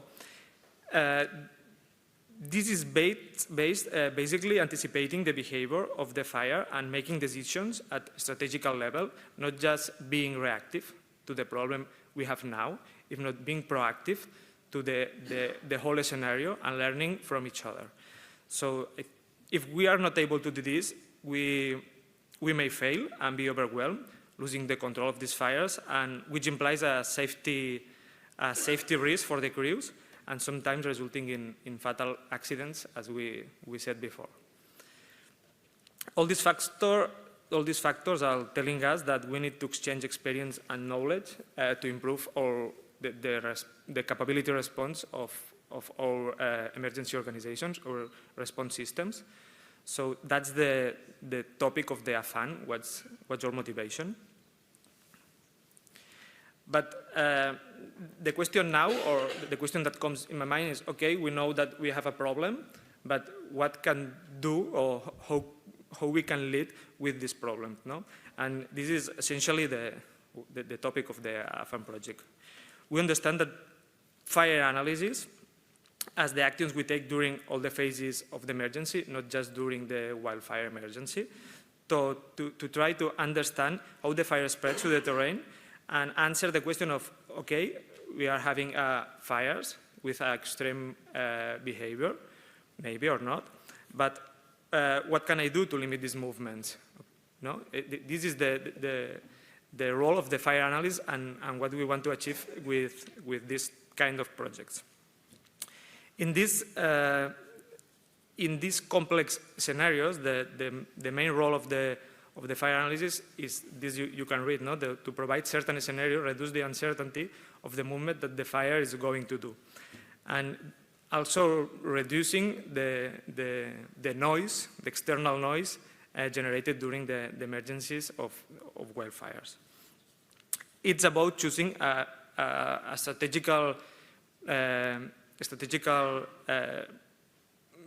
thinking, no, with this macro level, then translate this to a more tactical and maneuvers operations to implement in the field. So we are choosing our final strategic outcome.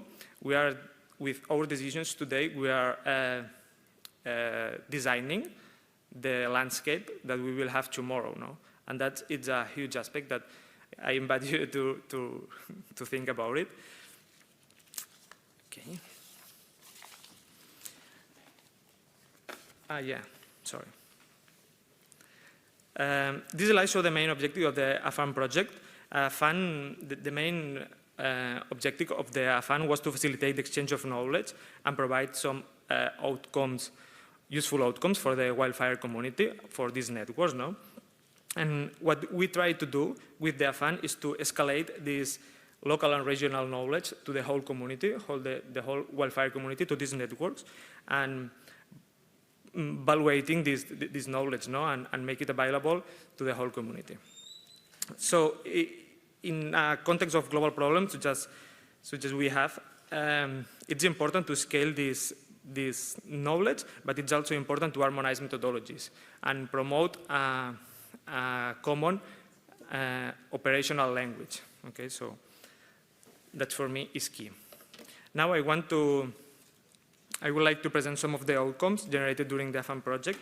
The first one is the guidelines of fire analyst competencies and skills. This document was built with the support of 15 different organizations from 6 different countries. And the objective of this document is to describe the role of the fire analysis based on the complexity of fires, describing the main activities and tasks that the fire analysts do or have to do during these wildfire events. It's not intended to be a methodology. It's intended to build a common framework, no, with these harmonized methodologies. These are the thematic areas of knowledge that the fire analysts are related to use, but I want to focus on the fire behavior, because depending on the complexity of the fires we have, we need to analyze it more deeply or not. And in fires, let me say normal, we don't have many problems. We can understand how they work, but there are a small percent of these fires that we were not able to understand how they are working. No? These are the extreme wildfire events. So we need to put more efforts trying to understand how these fires works more deeply. No? It's a safety matter. So this is, for me, the main challenge for today. Another relevant outcome are the relevant fire analysis resources that we translate to the English. We are talking about wildfire reports and methodologies, safety guides, and from different countries and different languages, and translated all of these documents to English, no? to make this regional knowledge accessible to the whole wildfire community. Then we have the guidelines from remote assessment units. This document summarizes the lessons learned from different wildfires of last years, putting all of the lessons learned and the recommendations to use these methods in one single document. So it's, okay, we don't have a lot of time. And the last document I want to highlight are the AFAN principles for a sustainable network structure. This document is intended to put or to summarize the key aspects for a cohesive networks. No? You can see here the trust, the commitment, the confidentiality, and the mutual need. This is key for the sustainability of the wildfire community and the networks, especially the fire analyst networks. But we don't have a lot of time. I invite you to check the AFAN toolkit. In the website, you will find more information. And just I want to talk, or to finish my presentation, talking about what happens beyond AFAN. AFAN has served to establish the basis for European Analysis Network, but also identifying ongoing challenges. I want to highlight these 3 ongoing priorities. No? It's key to promote the mobility between organizations. This allows us to have a broader visions and better understanding of the dynamics of these new fires. So that's for us is key. Also harmonized frameworks on fire analysis. A common training is currently not existing, so it will be useful to guarantee good operational understanding through the different agencies working across Europe, also worldwide. Okay, and the last one, we still have knowledge gaps, especially in wildfire events, so we need to we need a deeper understanding of this extreme behavior. And this is exactly the objective of the EWIT project, the Extreme Wildfire Events Data Hub for Improved Decision Making. This project is also financed by DG ECO, and for 2 years it's focused on gathering data from these extreme wildfire events and putting this data in a portal, in an open access portal. Okay. This is the consortium. Also, Pau Costa is the Pau Costa Foundation. We are the coordinators.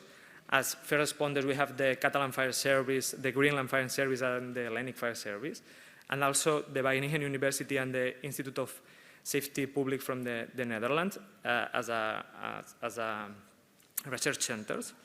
Okay, so we will develop the first open data portal with real data and with standardized and harmonized methodologies. And we will expand the capacity to address these extreme wildfire events by analyzing this data, okay? And we will continue working on strengthening the wildfire network by learning together. Sorry. This is my last slide. So first of all, we are going to collect this data and put in the open portal. We are going to analyze and process all of this data and generate high-resolution models of these convecting plumes, and also conceptual models, class models, to understand and improve the decision-making process. And also we'll translate it into operational guidelines, okay, for different realities of fire and different fire regimes. And that's all. Thank you, and sorry.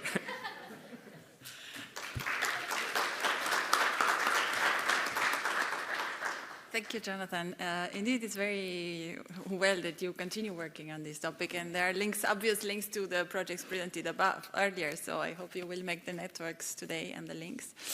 So it's my pleasure to invite Agostino Goretti, who's actually working for a National Civil Protection Authority. And I think that's quite something in this gathering today, where you're mainly scientific actors, but you also have civil protection authorities working on advancing wildfire risk management, and in particular in IPA countries, so in the Western Balkans. So welcome, Agostino. Thank you, Christina. Good morning to all of you. It's a pleasure to be here and have possibility to present this challenging program that I'm directing. Its acronym, it's IPA-FF. IPA stands, for those who may do not know, for Instrument for Pre-Accession Assistance. So it's a technical assistance project that is intended to support countries that in the future may join the European Union. And the aims of this project is to align their legislative framework, their capacity, their skills to the EU, I would say, standards, in order that when they enter into the EU, there are no gaps. So it facilitates this accession process. And there are several projects funded under this IPA, and this is on disaster risk reduction. FF stands for floods and forest fires. These two main topics has been selected by the Commission. So this is not a project that we can decide what to do, but the main goals and even some work packages has been decided by the Commission. So we as a consortium, we implemented this project according to this framework, and there are partner countries. The whole name is EU support for flood prevention and forest fire risk management in Western Balkans and Turkey. So you already understood that these IPA countries are the Western Balkan countries and Turkey, 7 countries. So in this slide you see the target countries in orange and the consortium in blue. The consortium is composed by national authorities of civil protection, Italy, Sweden, Romania, and research centers. Because in this technical assistance project, we want to offer, the whole spectrum of, I would say, capacity, from the institutional aspect of the national civil protection authorities and how to intervene, to the research aspects, how to study the phenomenon, how to improve knowledge. And this gives the possibility really to build in the country something different, something new, and to transfer some type of knowledge. Already mentioned the 2 components. I will focus on component 2, forest fire, obviously, today. And the main objectives of this, and I remember it was set by the Commission, is to create a harmonized regional forest fire hazard maps and to increase the operational capacities of this country to face forest fires. So the Component 2 has 4 work packages that are devoted to the Component 2, so specific to forest fire, plus 1 transversal work package that is devoted to dissemination and educational activities. So very quickly, the different work package. The first one is on the risk assessment, harmonized at regional level. Obviously, there is a study on the context. This is usually the case when we have this technical assistance project. We have to know what is in place in the country, and then we go through the data gathering, what is existing there. We don't collect usually data. In this regional project, it's too heavy, so we use what is existing there or what we can take from our EU models, EFIS, for example. And then we offer some models to this country to be run in order to analyze the risk. This is what has been done through a regional working group. We were hearing before about the different stakeholders. Now here we have 7 countries, and for each country there are several institutions that have different mandates on the different aspects of forest fire risk assessment. So you can imagine how difficult it is to build up this regional working group and let them work together with you. Because you may have seen from the second picture, not the consortium and the partners, 2 different entities, 2 different colors. But at the end, we work together, and this I want also to send as a message. We really work together with them. For the risk assessment, we implement some training activity, providing some tools based on open sources, different plugins to be used with QGIS and QGIS, and they were able to run this model with their own data or with data provided by EFIS, and at the end they were able to obtain their national hazard map, and the mosaic of them created their regional forest fire hazard maps. This one was done through a series of events, national events and regional events. So this is another important thing to be mentioned. This project has different, I would say, level, because you have to implement activity in the countries, but also at the regional level and foster cooperation in the region. And one of the last delivery that is under preparation, almost completed, is a technical guideline on regional forest fire risk assessment. We were asked to provide some suggestions on possible challenges and future activities related to our project. Clearly, this relates to the situation in the Western Balkans where we're working. So it's not, to be considered as a general statement. But here, in this case, for sure, we provided this tool, which is good, but the results of this tool are still to be included. So forest fire risk assessment is still to be included in a more integrated risk management approach. And it's important also to continue this activity that, okay, we facilitated, but it's already a bit in the country of having institutional coordination and also sharing of knowledge among the different stakeholders. Second work package is related to the establishment of ground forest fire models. So we go to the operational part. So we donated equipment to this country to set up a team of 25 firefighters that were trained to face and to fight forest fires.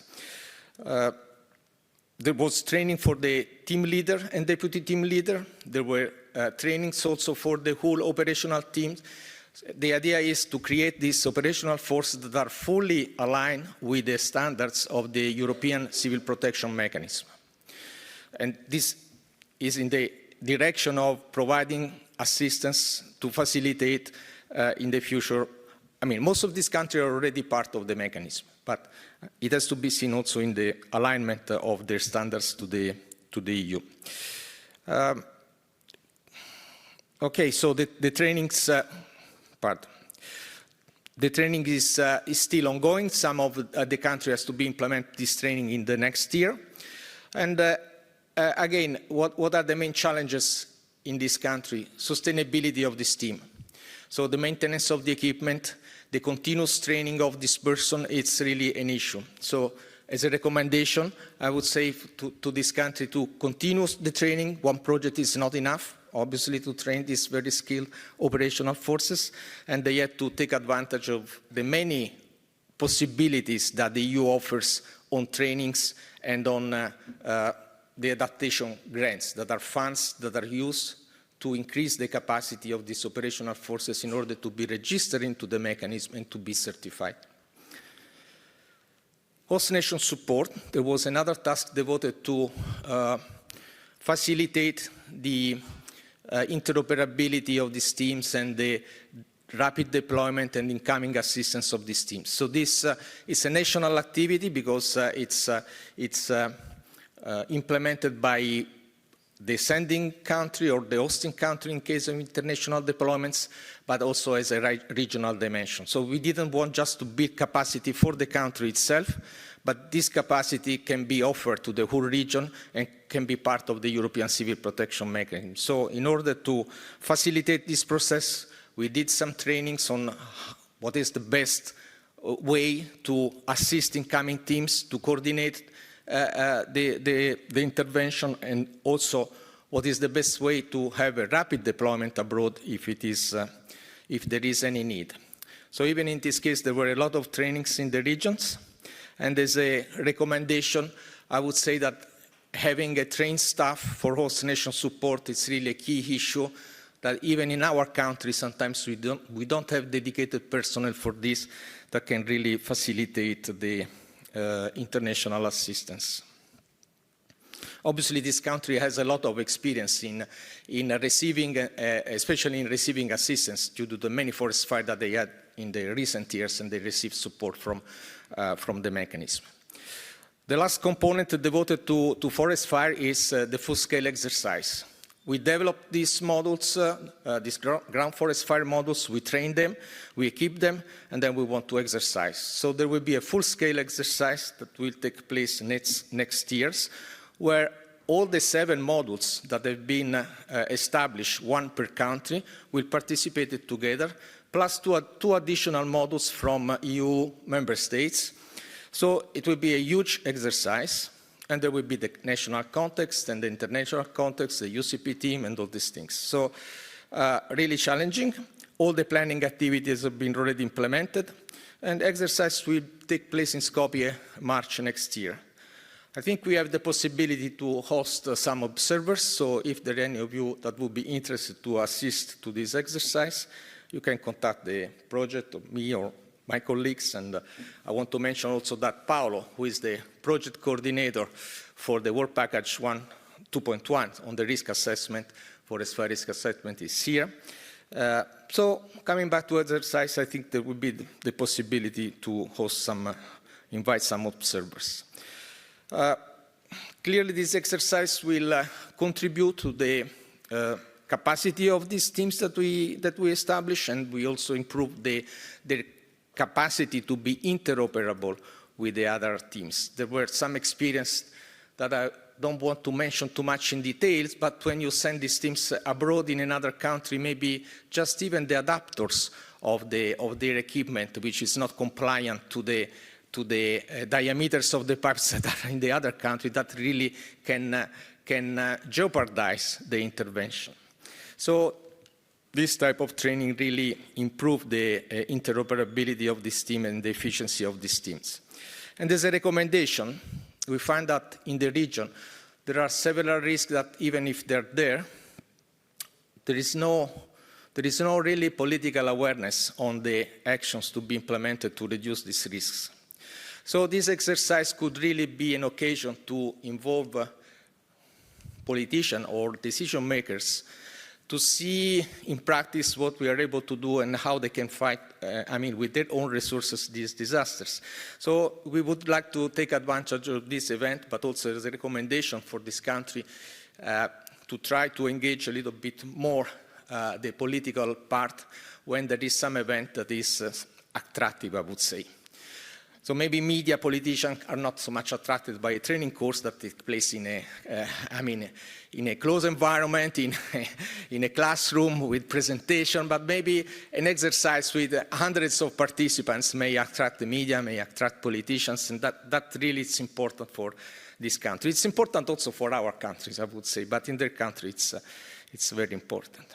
And last transversal topic, work package is on educational activity, awareness and educational activity. We were forced not to focus 100% of our efforts on these topics, because you can understand that floods and forest fire were already a huge task for us. So we target a very specific action on forest fire in schools. So we are starting collecting all the educational material in their country, also in our countries. So this will be translated into national language, will be made available on a portal.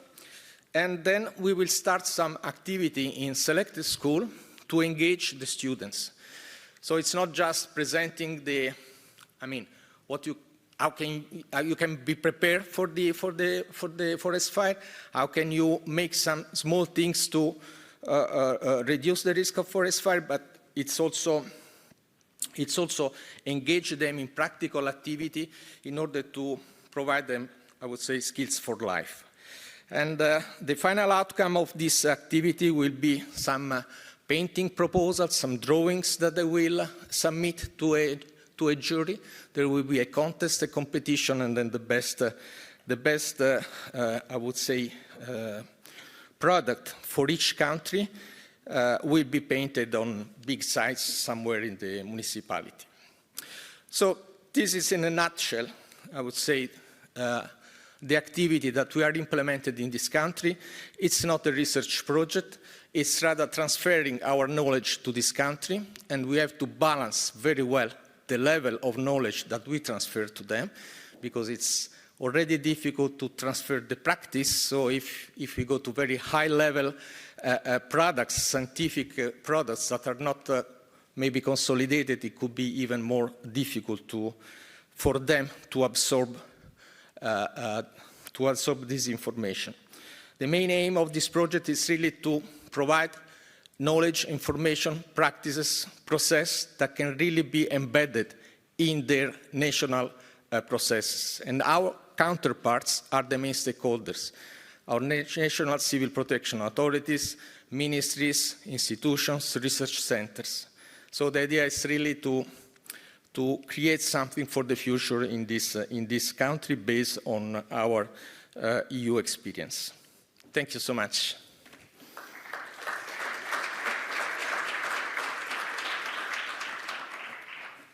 Thank you so much, Agostino.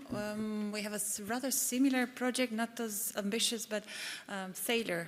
So we have colleagues from the Thessaloniki University and Chima working with Georgia, and they try to work with Azerbaijan. Not sure whether they will manage, but similar issues of risk assessment, planning, risk assessment, risk maps, and so on. I would like to invite Elsa Pastor from the Polytechnic University of Catalonia to introduce briefly the WUITIPS project and its intended results. WUITIPS is still ongoing, so you're talking about work in progress, and also about the continuation of WUITIPS ideas with FirePrime, which is very good news. Maybe just to say that WUITIPS actually is a successful continuation of many other projects. So for you, we see the added value of investing in WUI assessments, and thank you. Thanks to you, Christina. How does it go? The big one. The big one is more for. All right, thanks. Good morning, everyone. Thanks, Christina, for the introduction, and thanks for inviting us to participate in this very nice event. Right, yeah. So the project full name is Wildfire Interface FirEUrisk Infrastructure Protection Solutions, what we've named WUITIPS. It was presented under the 2022 call for projects for the DG ECO, addressing cross-border risks. As Christina said, this is work in progress, so we've gone through the first third of the project. It's going to last a couple of years. We are 5 partners. We have a risk management local agency, Diputació de Girona. We have a forest safety engineering consultancy company, Effectives. We have a firefighting agency, Antanto or Balabra. And then we have 2 universities, Lund University and we, UPC, as coordinators. And if you see the partners distribution, we are 2 partners from Catalonia, 2 partners from France, and another one from Sweden. And this distribution is basically response to our area of interest, which is the Spanish-French border, and particularly the Mediterranean side of that border, the eastern side of that border, because as you may know, this is a very wildfire-prone area. So to provide you with a bit of context, of course, you all know that wildfire pose growing threats to touristic destinations, which involve serious civil protection challenges. Tourists are generally unaware of fire risk, and facilities are not systematically prepared to face the impact of fires. And this is particularly evident and worrying in transboundary touristic regions, as the one that I've showed you, as the eastern side of Spanish-French border. And we've seen those problems just recently this past summer in many different touristic regions in Europe.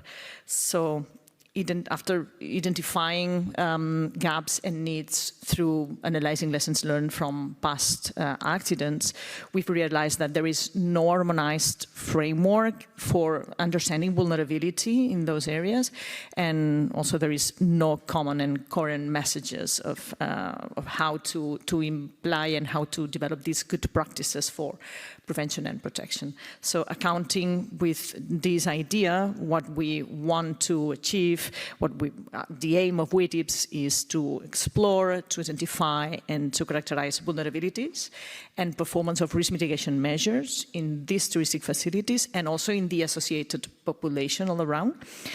And we are addressing this aim through several phases. The first phase is what we've called the harmonization phase. We have been reviewing the state of the art in terms of risk assessment methods, vulnerability indicators, and risk mitigation measures across Europe. And we've done this through a very close collaboration with a net of stakeholders. Some of them are here today, like Claudia, for instance. Thanks for that. So we've been reviewing that state of the art with those stakeholders, basically firefighting agencies, fire risk managers, also the touristic sector, to come up with an harmonized framework for practical use. And then during this second phase, the development phase, we are using this practical framework, and we are also leveraging findings and developments from past projects, as Christina were mentioning, to develop new insights and guidelines for reducing buildings vulnerability and also human vulnerability in this type of accidents. And then we will go and implement those guidelines during our third phase, the integration and implementation phase in our pilot sites. So after all that activity, what we will be doing basically is developing standard methodologies for vulnerability assessment of assets and people. So we are talking about that very reduced scale. And we will gather all those methodologies and findings into an EU harmonized guideline for prevention and protection planning in touristic infrastructures. Of course, we will make available all the examples in our pilot sites of all those analyses for the entire community to be replicated. And last but not least, we are also engaging this complete ecosystem of stakeholders and end users across the European Union to facilitate the exploitation of those guidelines and the replication of those studies in other fire-prone areas. So we were asked to summarize the contributions to enhance wildfire risk management that WUITIPS is providing, and to tackle so, I guess that we would have to give you more details on the specific products or tools that we are developing in WUITIPS, right? And the first one that I would like to mention is the WUITIPS hotspot identification method. So we are coming up with a method to pinpoint those highly vulnerable areas in terms of wildfire hazard and touristic activity. This method basically includes indicators on wildfire hazard, touristic activities, and preventive infrastructures all around. And we are relying, of course, on cross-referencing GIS data layers, and this is linked already to the GIS systems that our partners, Diputació de Girona and Ententes, so the end users, are already using for their day-to-day risk management. And of course, we will provide with all the rationale and all the algorithms so that this can be easily adapted and incorporated into those other GIS systems and tools that might be used by other risk management agencies. That's one thing. Another contribution is what we call the WUITIPS Vulnerability Assessment Web Tool, in which we are developing a system for touristic infrastructure managers, so they can quantitatively self-assess their vulnerability. Again, we are leveraging from past funded projects by the DG ECO, the WeView project. We are fine-tuning those methods coming out the WeView project to implement this vulnerability index tailored for touristic infrastructure. So we are accounting for building construction elements, for conditions of the surrounding areas, for firefighting resources, accessibilities, and such. And so that the fireman, the touristic infrastructure manager can have, a quantitative value of their vulnerability and also receive feedback on how to improve this situation.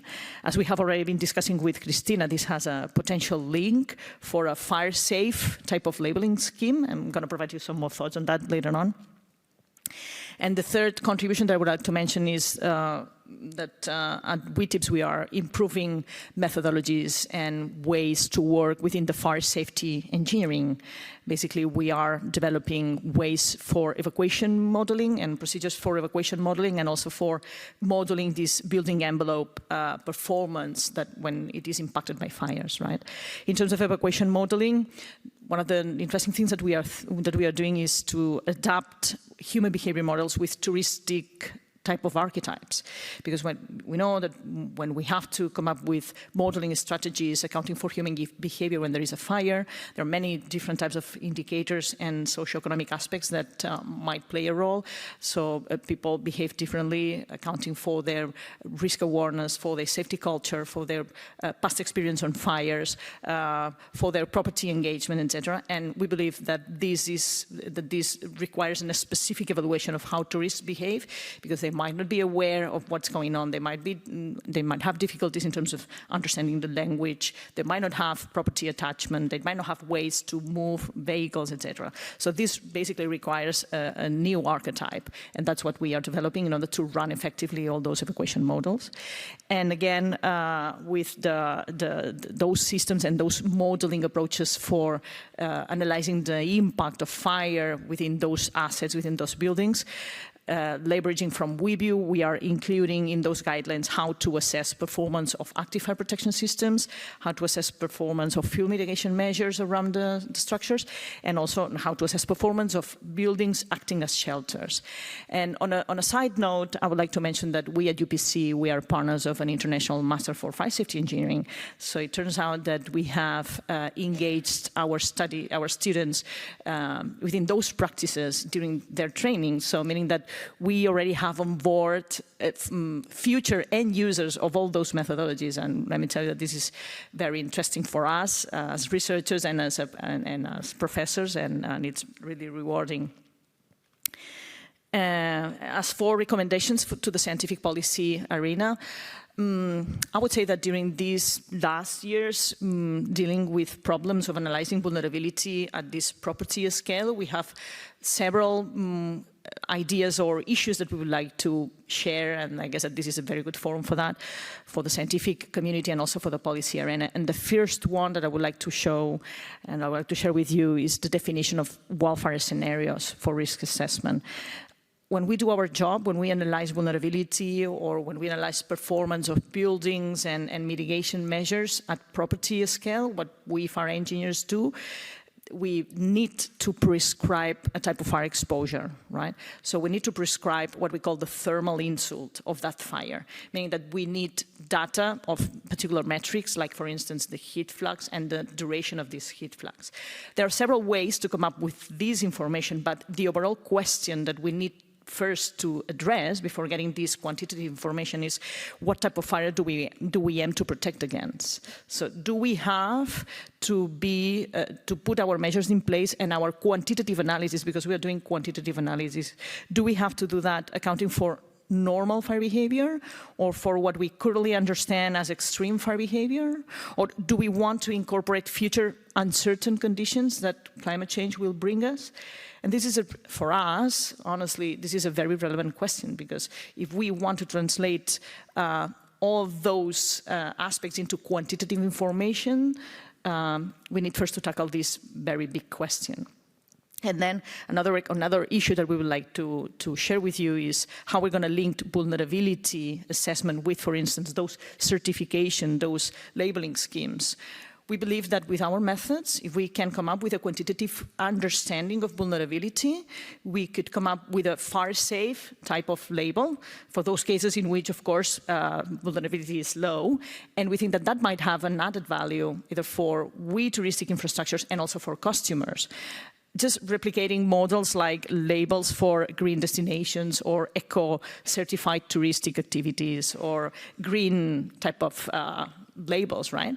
So it is out of the scope of this project to tackle specifically this problem, but we are very happy to provide with the first protocol of how this could be envisaged, particularly because you would need a verification of what the managers would answer in that web tool, right? So we are happy to have discussions on that. And also linking with the insurance sector. Again, if we are developing vulnerability assessment tools to provide with quantitative information and with high quality information of how things are being deployed, this might have also an impact into the insurance sector.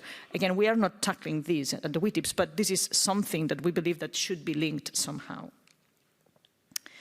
And then for remaining challenges, just to address one particular point, we are finding challenges to engage touristic infrastructure managers, right? Because we want them to develop and to test our tools.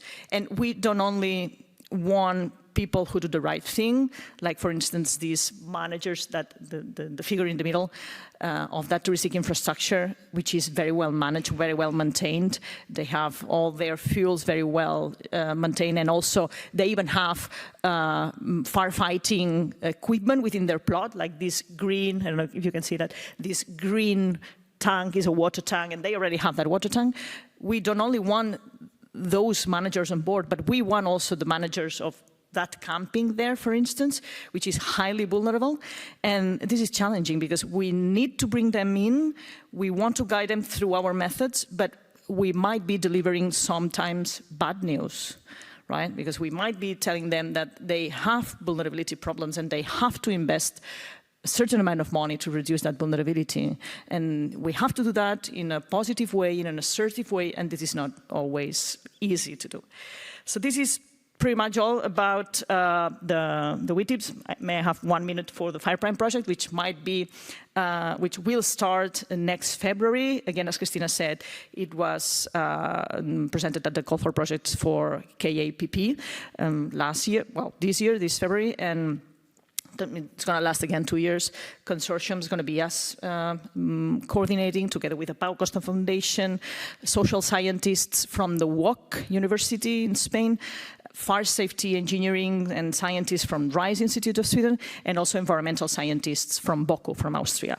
So the overall idea is to being inspired with the FireSmart program, for instance, or the FireWise program in USA, as you may know, we want to develop the knowledge, the tools, and the services to build and implement an EU genuine integral program on risk prevention and preparedness focused on civil protection to foster fire resilience. So our inspiration models are FireSmart in Canada and FireWise in USA, but we want to make a genuine EU program for that. Situations are different and conditions are different in Canada and USA compared to what we have here in Europe. So what we're going to do, the first phase, we're going to develop the program architecture and governance. We're going to establish how we're going to get organized within our stakeholders and our pilots. We will then develop all the content and services within the 3 streams that we envisage, which is the homeowner fire safety stream, the community preparedness stream, and then the resilience infrastructure stream. And once developed all those programs and services, we will go to the field and work in 3 different pilot sites, one in Spain, another in Sweden, and another in Austria. And with all that, we are very keen on preparing an exploitation and sustainability plan, because it's not about putting those communities or increasing resilience of communities within our pilots, but also to deliver our thoughts and our methods and our exploitability plans for some agencies to take these on and to make FirePrime a reality. So just a few ideas of what we want to do. We want to implement within the homeowner fire safety stream a smartphone app in which we could make this self-assessment, this quantitative self-assessment in terms of community preparedness stream. We will also develop risk assessment protocols and risk awareness materials. And for resilient infrastructures, we also are very keen on implementing guides for industries and critical entities to make them more fire resilient. Of course, those examples will be available together with that sustainability and exploitation plan for FirePrem. Thanks for your attention.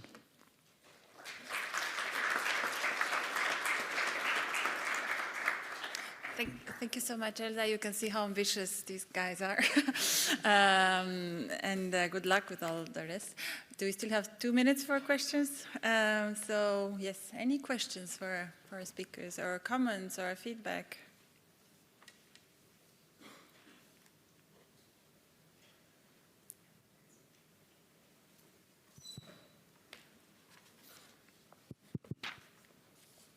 Yes, it's working? No.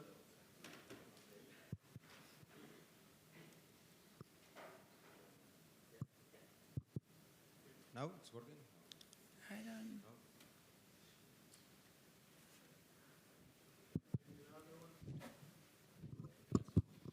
It's working. But it seems, okay, now it's working. No, I'm very happy of this session. Taking advantage of the confidence with Claudia and remembering the kickoff of Firelogue, the need of connecting all these kind of projects. So the only thing, the only reflection, open reflection, is that I think that within the previous projects and these ones, we are seeing that we have a huge community trying to put and provide solutions, engaging stakeholders, looking for end users, output, etc. I think that is also in our commitment as a community, really to look for synergies between us. Because we are quite easy in this room to share information in a kindly way, etc.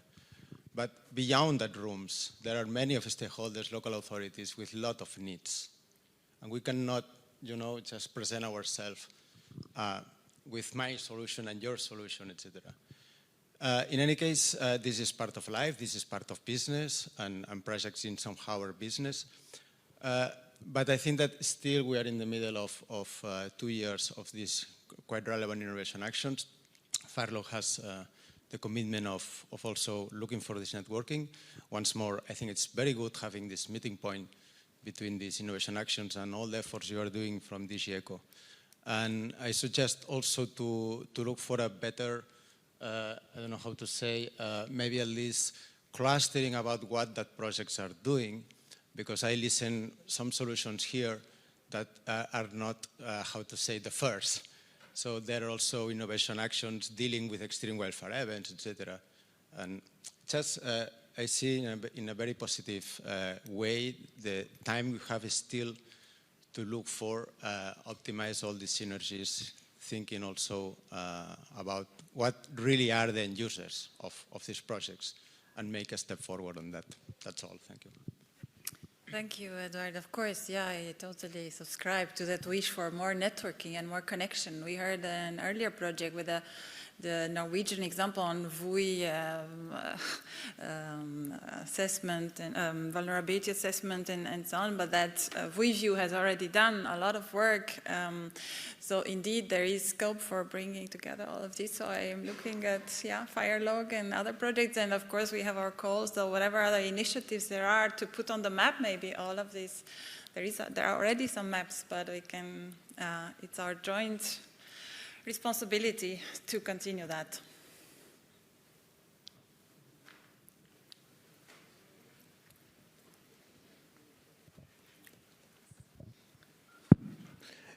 I would like to ask if all these projects and their results are linked to the DRMKC knowledge network and knowledge base in order for stakeholders to find all the results or relevant achievements in just one place. I can give you a general reply that says that now we have project pages for each of our most recent projects. I think from 2021, is it correct? Patricia is there, so she knows the details. So we invited all of our projects, new projects, to put online all their public deliverables. I'm not sure if this is true for IPA as well, but maybe I can let Elsa say a few words, because you updated your WUITIPS page. Yeah, what Christina says, of course, is true. There is, under this umbrella, we can link our projects and provide the platform with our own information. What we did within the WeView project, which ended by the end of 2021, if I'm not wrong. So we already had our own page because we were not, so that platform didn't exist. But what we've done is to link and to provide the link of our website, of the WeView website within this platform. So everyone interested in the WeView project can be redirected into the website of the WeView, which we are keeping it active. And now what we are doing with the WUITIPS project is just providing information within already that platform. If you look at the WUITIPS, you won't find many things because this is just an ongoing project. We will be updating it as long as we're going to have our deliverables approved and our advances on the project.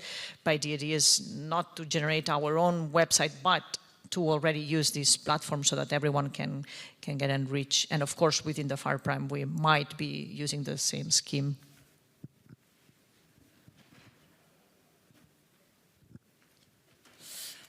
I can just add that in our projects, we don't fund anymore development of websites. So we encourage all the projects to put their information up on the Knowledge Network platform, and costs linked to website development are not eligible anymore. So that's our strong commitment to, and I don't know if the research projects are on the Knowledge Network platform. That should also be there. And the events, of course, there is an events page that we should all use so that people know. Okay, thank you so much. See you in the coffee breaks. Sorry, just a brief remark. So even though you don't see them as accepted, we keep an eye on the Slido questions that you pose. So yes, the slides will be shared afterwards. We have to check with individual speakers which slides or how exactly, but they will be made available. We have seen your questions also here with respect to the exchange of data strategies between the projects, and we hope that we can discuss all these aspects in the workshops. So yeah, please go to the coffee break now. It's a short, 15 minutes envisaged, so it's a bit tight, but we would like to continue to work with you really in the workshops. So we reconvene here at 10 to 12. Thank you.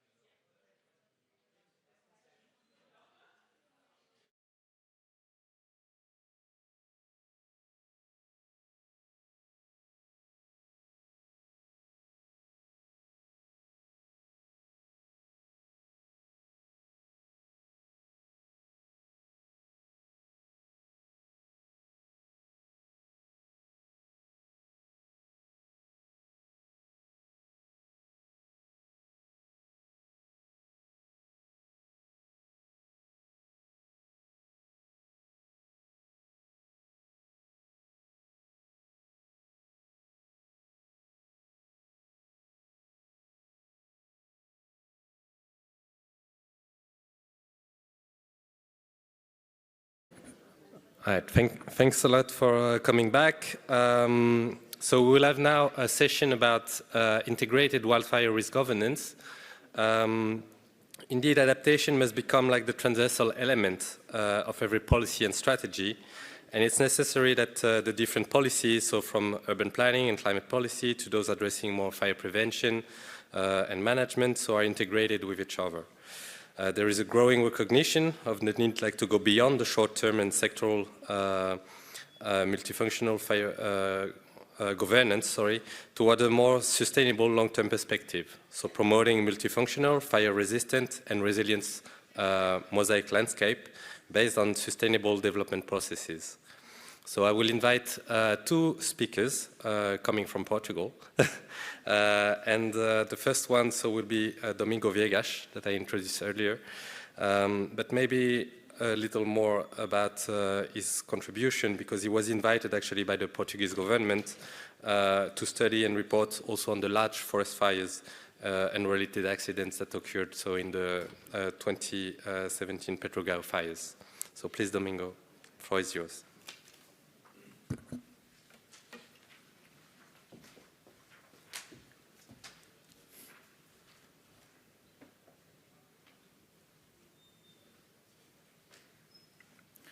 Thank you, Nicholas, again. So I'm going to give a presentation on the framework for integrated management of wildfire risk management for Europe. And we entitled it also a roadmap for a holistic integrated fire risk management strategy for Europe. I'm a co-author together with my colleagues Emilio Chuvieco, Jorge Artikidis and Ionis Gitas from the FirEUrisk project. This is the layout of my presentation. And as I said already in my previous introduction to the FirEUrisk project, we were expected to propose a conceptual framework for integrating risk assessment, risk reduction, and risk adaptation. This is what we wrote in the proposal, but it was also brought up by the call, because the call insisted that we would look at the different aspects of the wildfire risk management cycle. And the title of the project reflected this, as I said already.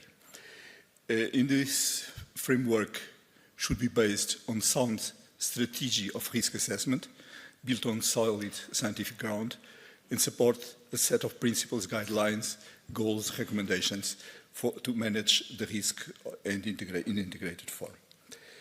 The concept of integrated, in the sense of being based on a holistic vision, for us it's important to avoid a framework built on separate visions, or silos as now we say, considering as far as possible all the phases of the processes and the stakeholders and all scales of the problem.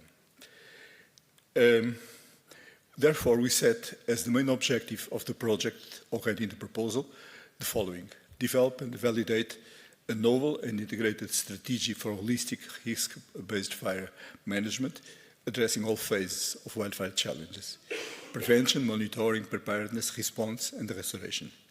And this strategy should integrate these three components that I already mentioned in my previous presentation: risk assessment, and the risk assessment should drive management to reduce fire risk and also to adapt the society to future climate change and socioeconomic challenges that will come in the future.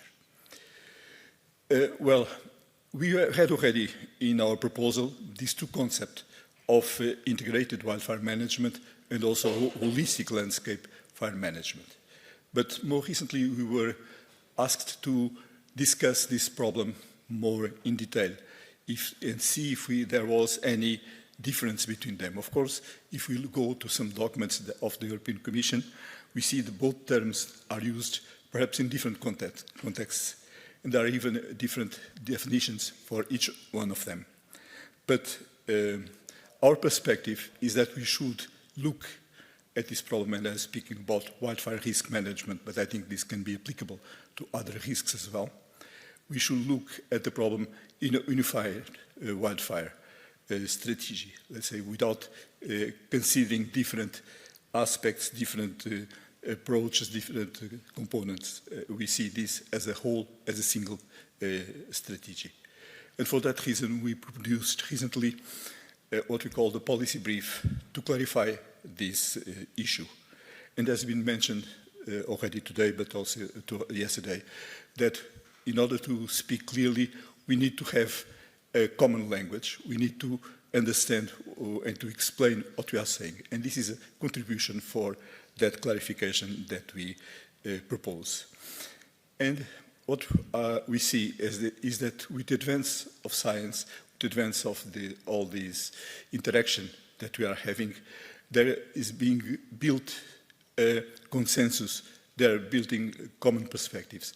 And so some of these ideas that in the past were quite debated are now more or less well accepted, and it's easier now to build this common ground. We have to look at the wildfires not as events, but as processes or a regime that we have to understand and manage in an adaptive way, because conditions that control fires are changing as well.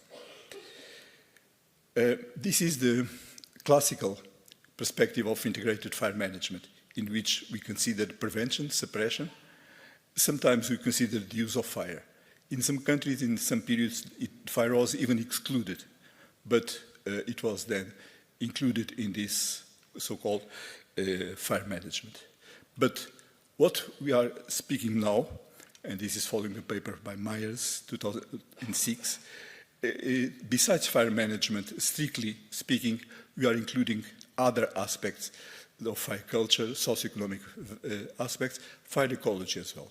And this is what we call integrated fire management. Some people call it as well holistic fire management, but for us it is the same thing. And this is what we propose as an approach to consider this. And then now I'm going to speak about the integrated wildfire management system. We tend to build this integrated wildfire risk management system. It's complex, and to look it in all its aspects, we have to consider at least the following three components. The first is the comprehensive strategy. Let's say a strategy that is based on science, that looks at the risk, in this case risk of fire, and understands it. And then we need a framework with principles, objectives and guidelines to deal with this risk. And the third element, the third component of the system in our point of view is the governance system. The governance that will implement the strategy, will follow the guidelines, and will try to address the risk of fire. So I'm going to develop each one of these topics, paying more attention to the concept of framework. This is the same thing that I said before. These are the three components that we have. But all these are ideas. But this has to work with people. And people come from different backgrounds. And although they can be labeled or can be classified in some groups, all of them should be involved. And I put there science and technology, industry and services, operational agents, different stakeholders, policymakers and managers, and citizens. They are highlighted. Because all these systems to manage the risk will be performed by people. And what is very important, I think it's the most important thing, is that we have good people, well-trained people making this process. And for this, it's very important to have all these components and to have these contributes from science, because we can provide the concepts, you can provide this justification for the different actions and put everybody work together. Let's now look at the wildfire risk assessment strategy. In FirEUrisk project, we performed a very detailed analysis of the wildfire risk. We considered all the relevant parameters and variables that affect the risk and in all phases, and we are testing its application at the different scales. As I showed before, we are looking at the European scale, at the different countries, in pilot sites and also in demo areas. We created this diagram. It's an evolution from a previous conceptual diagram that we had produced some of the members of the project. And here, as you can see, we are looking at all components of the fire risk: danger, exposure, vulnerability. And for each one of them, we are looking what are the input factors, what are the parameters that apply them. This may not be the ultimate diagram, but it is the one that we produced, and actually we have been improving it even after it was published. But it's a proposal that we are using to assess the risk, to know what the risk is and how we can understand it. And also what we can do to reduce risk, where we can move, for example, to reduce the human ignitions, how the exposure of the assets, of the elements, the vulnerability, and also where we can do actions to adapt to future conditions. That's what we are doing. And from this diagram, we produce already a method to evaluate the risk of fire on a daily basis for the entire Europe and for each part of Europe. It has the different components, and we explain how we calculate them from existing data and using methods that are, in our opinion, quite straightforward. And this is a map that was calculated for a particular day in March this year, and it gives what was the integrated fire risk, considering not only the meteorological conditions, which is the usual assessment that we do for fire danger, but also other components of the fire risk. Having set the strategy to analyze risk, having understood the risk, we now have to develop a framework to manage the risk. And this framework is composed of a series of principles, goals and objectives, a work plan, key performance indicators, operation processes, and monitoring and evaluation.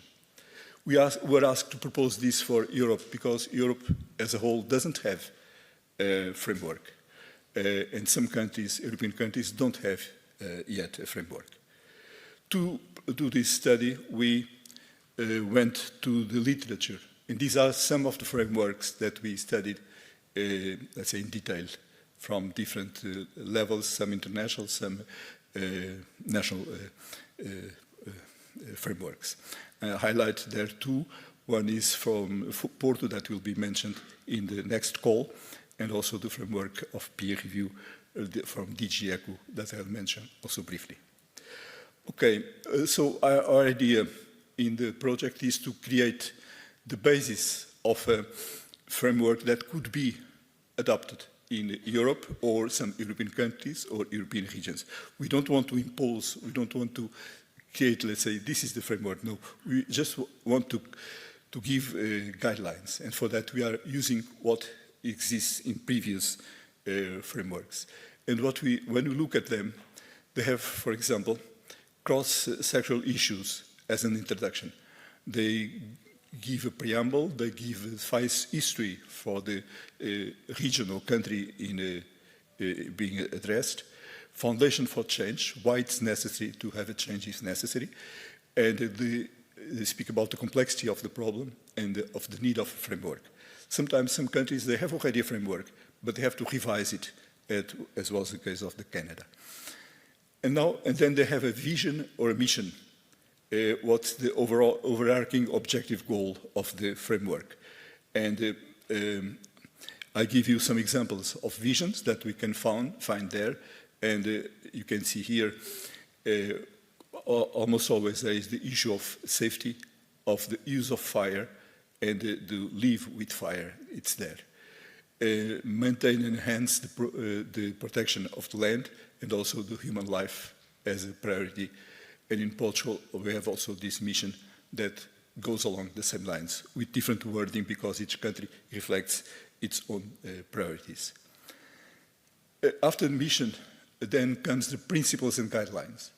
These are very important because they are what will guide the management of the risk.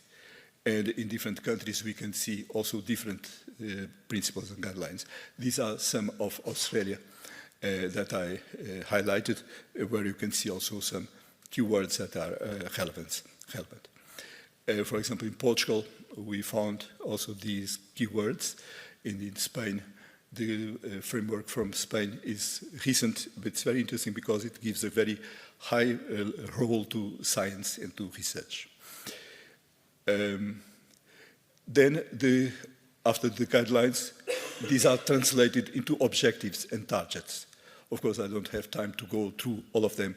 I just highlighted some of them for these countries, the United States, Australia again. And then there are the management plan, the processes. It is recognized that the process of managing the risk has different phases. Traditionally, we considered the before prevention, then during the response, and the after recovery.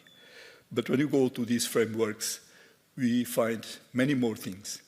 Because it's in an integrated framework, we have to consider, to include many more aspects that were not explicitly considered in the previous systems. And as you can see, there are different words that are highlighted there, and they describe different phases of the processes. For example, in these frameworks that are listed here, there are these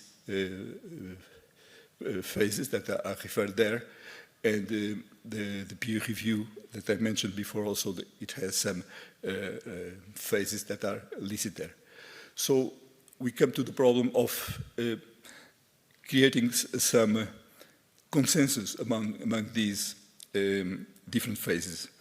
And let's say in our proposal of a framework in our project, we decided to select these 6 phases. Perhaps sometimes the words, they may mean different things because these same words appear in the previous frameworks in different positions, meaning different things. So it's very important that we define these different frameworks. It's also important that no activities are excluded. So we don't want to exclude any activity that is prepared or proposed in previous schemes. One very relevant thing is the key performance indicators. The definition of these key performance or measurable goals should be proposed, and it is proposed in some frameworks. These may be subject to controversy. It's not working. Okay, anyway, 2 minutes. It's not very, let's say, it's controversial. For example, the Green Deal program set a series of KPIs that, as a result of the innovation outcomes. But I would recommend that we look, for example, at the approach that Australia did in the recent report that they produced. And what they followed is translate the objectives into goals, goals in KPIs, and KPIs in outcomes and activities. This cannot be done for Europe because we don't have the framework, we don't have the objectives, we don't have the goals. How can we set the KPIs? For example, in Australia, they translated the 0 deaths, fatalities in this bushfire fatality rate is less than 1 by 10,000 people in fire-affected areas. Another KPI that they developed, which is very simple, and I find it very interesting to be adopted, is that the arrangement of the landscape should be divided in 3/3 by ages of the vegetation. And this is very simple to implement. Okay, another part is reporting and evaluation. And some of these frameworks speak about preparedness for a major fire event. This appears in the Canadian and United States. It's one of the goals that they have to prepare. Are we in Europe doing so? And the third element of the system is the risk governance. So if we have set the strategy, we set the framework, the guidelines, and then we need to have the instruments to govern the risk. And this may vary from country to country, from region to region, provided that we have the good strategy, that we have the sound guidelines. In principle, any risk governance system could work.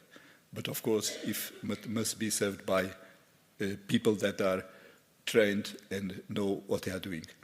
One thing that we would recommend that any governance system should be stable and do not change at any major event, as it happens in some countries. In Portugal, some years ago, we had this diagram of the institutions that manage risk. It's quite complex, and it should be complex, but of course it's important that those lines, those connections work.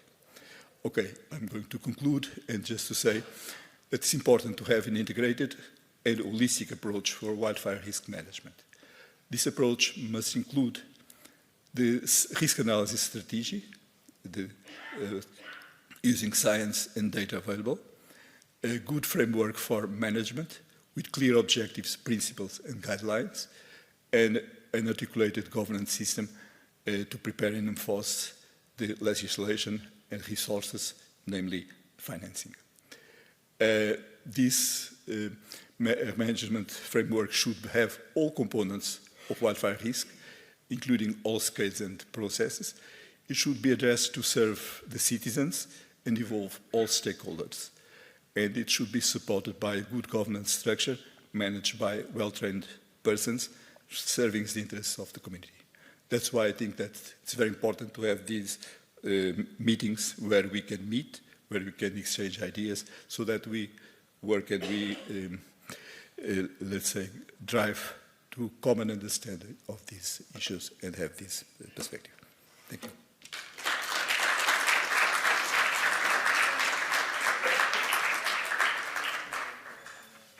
Thank you, Domingos, for these insights from FirEUrisk on integrated wildfire risk governance. So our second speaker will be Arlindo Santos, so Head of Knowledge and Innovation at the Agency for Integrated Management of Rural Fire, so AGIF. And he will introduce us to the landscape fire governance framework that was implemented in Portugal. Arlindo, the floor is yours.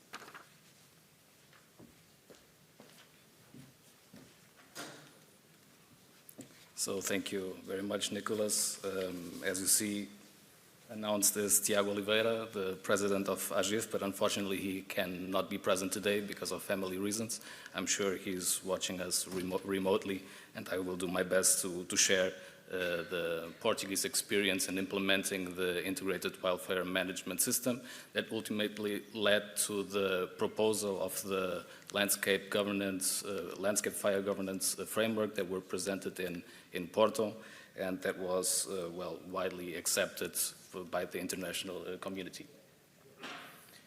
So first, I will give you the Portuguese overview, and I think it's important for you to understand, because all of you can read the framework, but we are at the moment implementing it. So it's important to see how you could basically translate that to the reality of your countries. Just to give you, well, the context, a brief snapshot of what happened in Portugal. Well, basically 2017 was, well, a punch in the face for all of us. We had two major events that took the lives of over 100 people, and more than 500,000 hectares were burned in that year. After that, well, two independent commissions were created to analyze the issue and to propose a way forward. And Professor Xavier Viegas was one of the members of this independent commissions. The different pain points that were highlighted by these commissions, and well, Nicolas already mentioned some of these points in the opening speech. I can name a few, such as agricultural abandonment. The abandonment of rural areas is indeed a big problem in Portugal.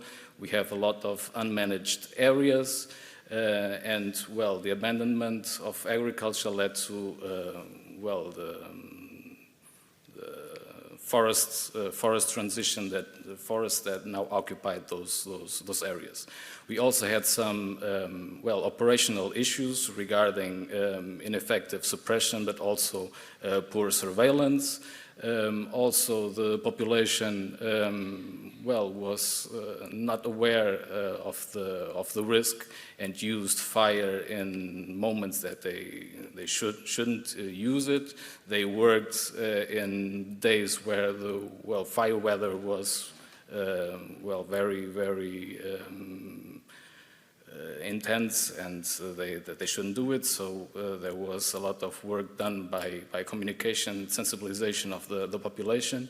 Then, of course, qualification and operational standards were also very different among all the entities that were shown by Professor Xavier Viegas in his previous presentation. Then knowledge gaps, of course, and there is a lot of knowledge in the international science community that was not reaching operations, and this is also something that should change, and weak governance. And because of weak governance and all those different entities that were not, well, pushing in the same direction, the decision was to change the system and implement the integrated wildfire management system, and the agency that I represent was created to manage strategically the entire wildfire management system. Of course, the problems are a lot of problems, and you cannot solve them all at the same time. So in parallel, people were designing a new strategy, the new strategy that is now being implemented, but the priority was to start fixing bottlenecks. So the first priority was, of course, protecting people and start to assure evacuations in big fires, reduce ignitions because we had a lot of ignitions, manage fuel in high-risk areas, and then, bring knowledge into operations and reinforce and pre-deploy the resources. Regarding the strategy that was put in place, it's the integrated wildfire management system. New procedures were implemented, new processes were implemented, and in those processes, very important is to have a clear understanding of the responsibilities of all entities that are involved. And then, of course, projects that were also implemented that were considered important to reach this transformation. And in total, we have 97 projects that are being implemented. And they are being implemented in these four strategic dimensions that cover the integrated wildfire management system. As you can see, it's a lot more than suppression and prevention. We have initiatives that tend to value rural areas. With that, we want basically to increase the income of landowners, because more than 90% of the land in Portugal is owned by private actors. Then actively manage the rural areas. Basically, if the landowners receive income from their land, they will actively manage their territories. Changing behaviors, very important to reduce the ignitions that I mentioned before, and here communication is indeed the key. People need to perceive the risk and accept the impacts of the risk. Then, of course, efficient risk management, and here we spoke about risk during the whole day. Besides the 97 projects that I mentioned before, they have activities that fall into all of these dimensions, and here we have also support activities such as developing IT platforms to support the entire system, implement a lessons learned system to learn from the mistakes that were committed during the operationalization of the system. Then, very important, is the specialization of people, training, and there are different problems in each of these pillars. We have on the right side, we have the protection against wildfires. Here, the entity responsible for this pillar is civil protection. Civil protection is here responsible to assure that people and livelihood is protected. And then we have the specialization on the forest area, the rural area, basically wildland fire management, that is the responsibility of our forests agency.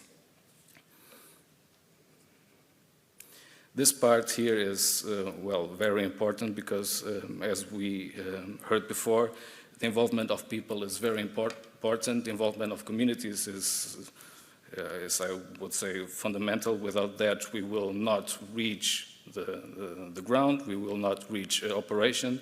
And the national plan basically unfolds into the different administrative levels of the country. So we have the national action plan and the national action program. The 97 projects that I mentioned before are then prioritized by the different regions. So, example, a project for extensive grazing. It's an important project to reduce wildfire risk. Is maybe important for one region, but it's not the top priority of other regions where there is not the heritage and the tradition of grazing, and there is not the food available for the animals. So we involve stakeholders, not only telling them what they have to do, no, we involve them in the decision making. We have at the moment the 5 regional programs approved, and now people are working in the sub-regional programs. And in these sub-regional programs we have in Portugal in total 278 municipalities. So on the sub-regional level we have about a dozen municipalities that work together, and all the other entities that work in this sub-region, they work together and they define the priorities for their land, and they are involved in the decision-making process to implement what's important for them to reduce the risk. Just to pass some numbers that are important to show you the paradigm shift that we introduced in the country. So 2017 was the beginning, and as you can see, from 2017 to 2022, the global investment is 3.7 times higher at the moment. And in 2017, prevention represented only 20% of the investment, and now we make a huge shift and we have 61% dedicated to prevention and only 39% in suppression. That doesn't mean that we don't invest in suppression. As you can see, the investment in suppression also increased, but the focus is clearly prevention. Also some numbers regarding the reduction of wildfires. So we had a huge amount of ignitions and wildfires, and the number basically fell to half. Last years we had also 0 civilian fatalities directly by wildfire, and the burnt area is also being reduced since the implementation of the priority actions that I mentioned at the beginning. That doesn't mean that there is still a lot of work to do, and there is. I can name here some actions that still need to be implemented. Of course, political commitment is very important, and we need to have the financial instruments to support the local activities that we have to put in place.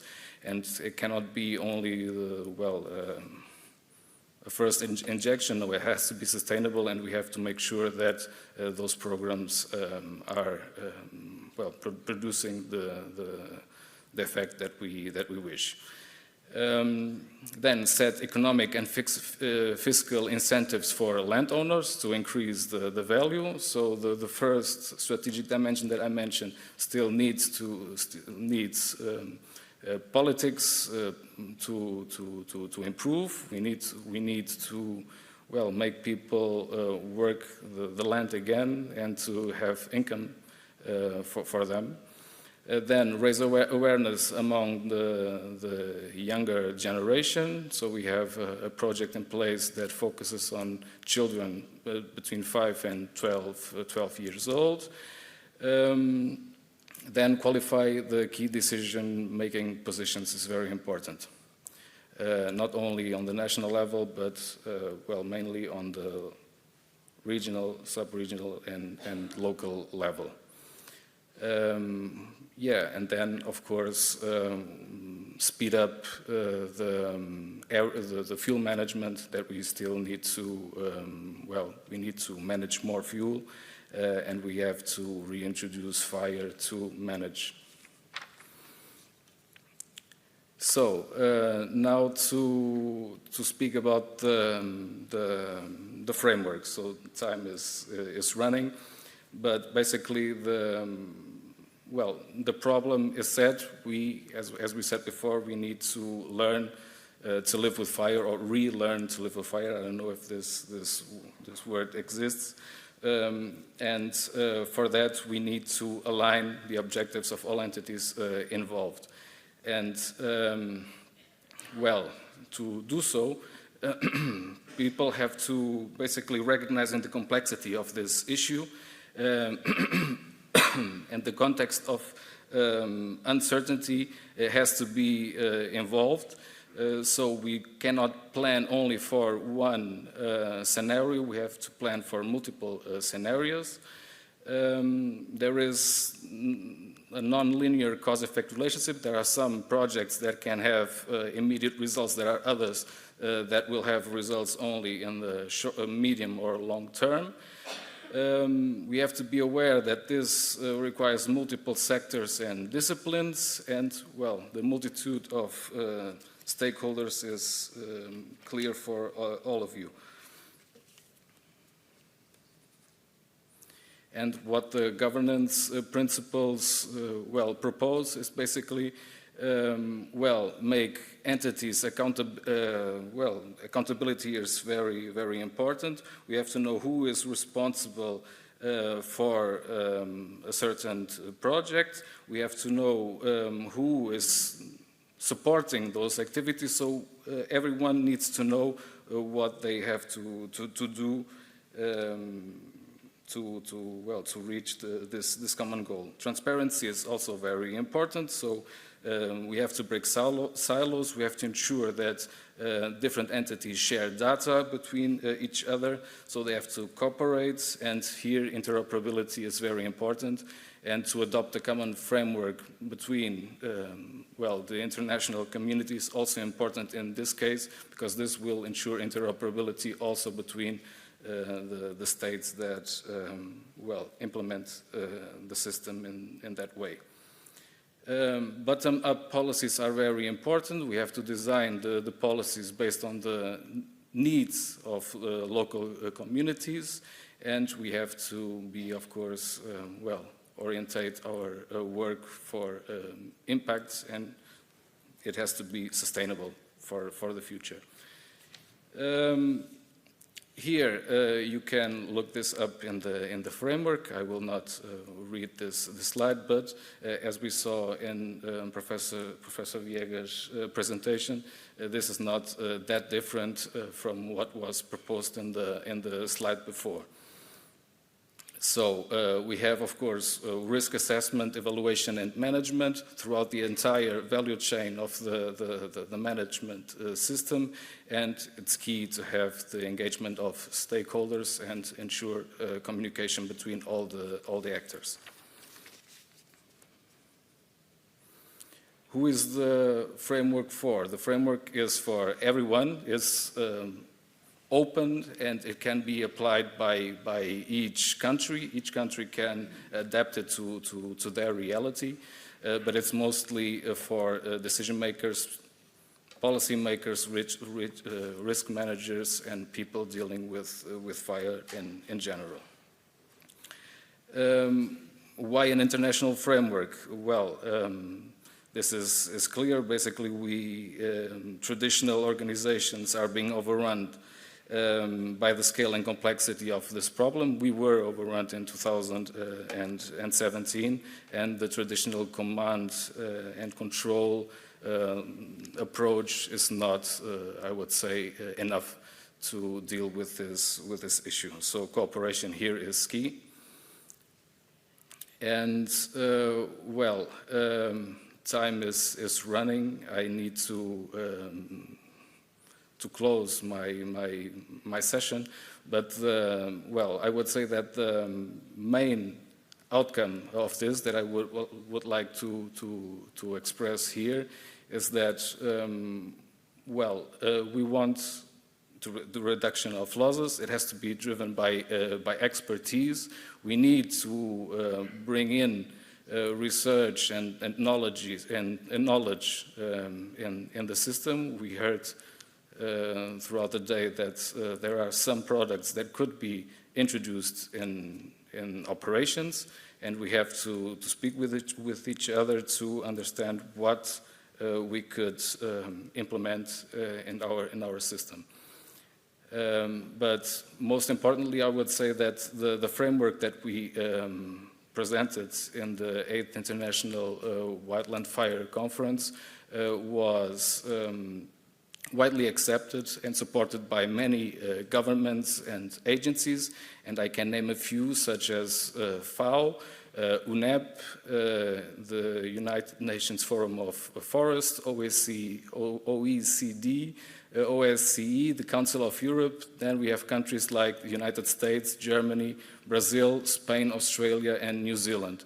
So some of the examples that Professor mentioned before are already supporting the framework, so it's possible to apply this framework to all the countries, and we would like you to spread the message about the landscape fire governance framework, because with that you are also helping us to continue to implement the change that we need in our country. Thank you very much.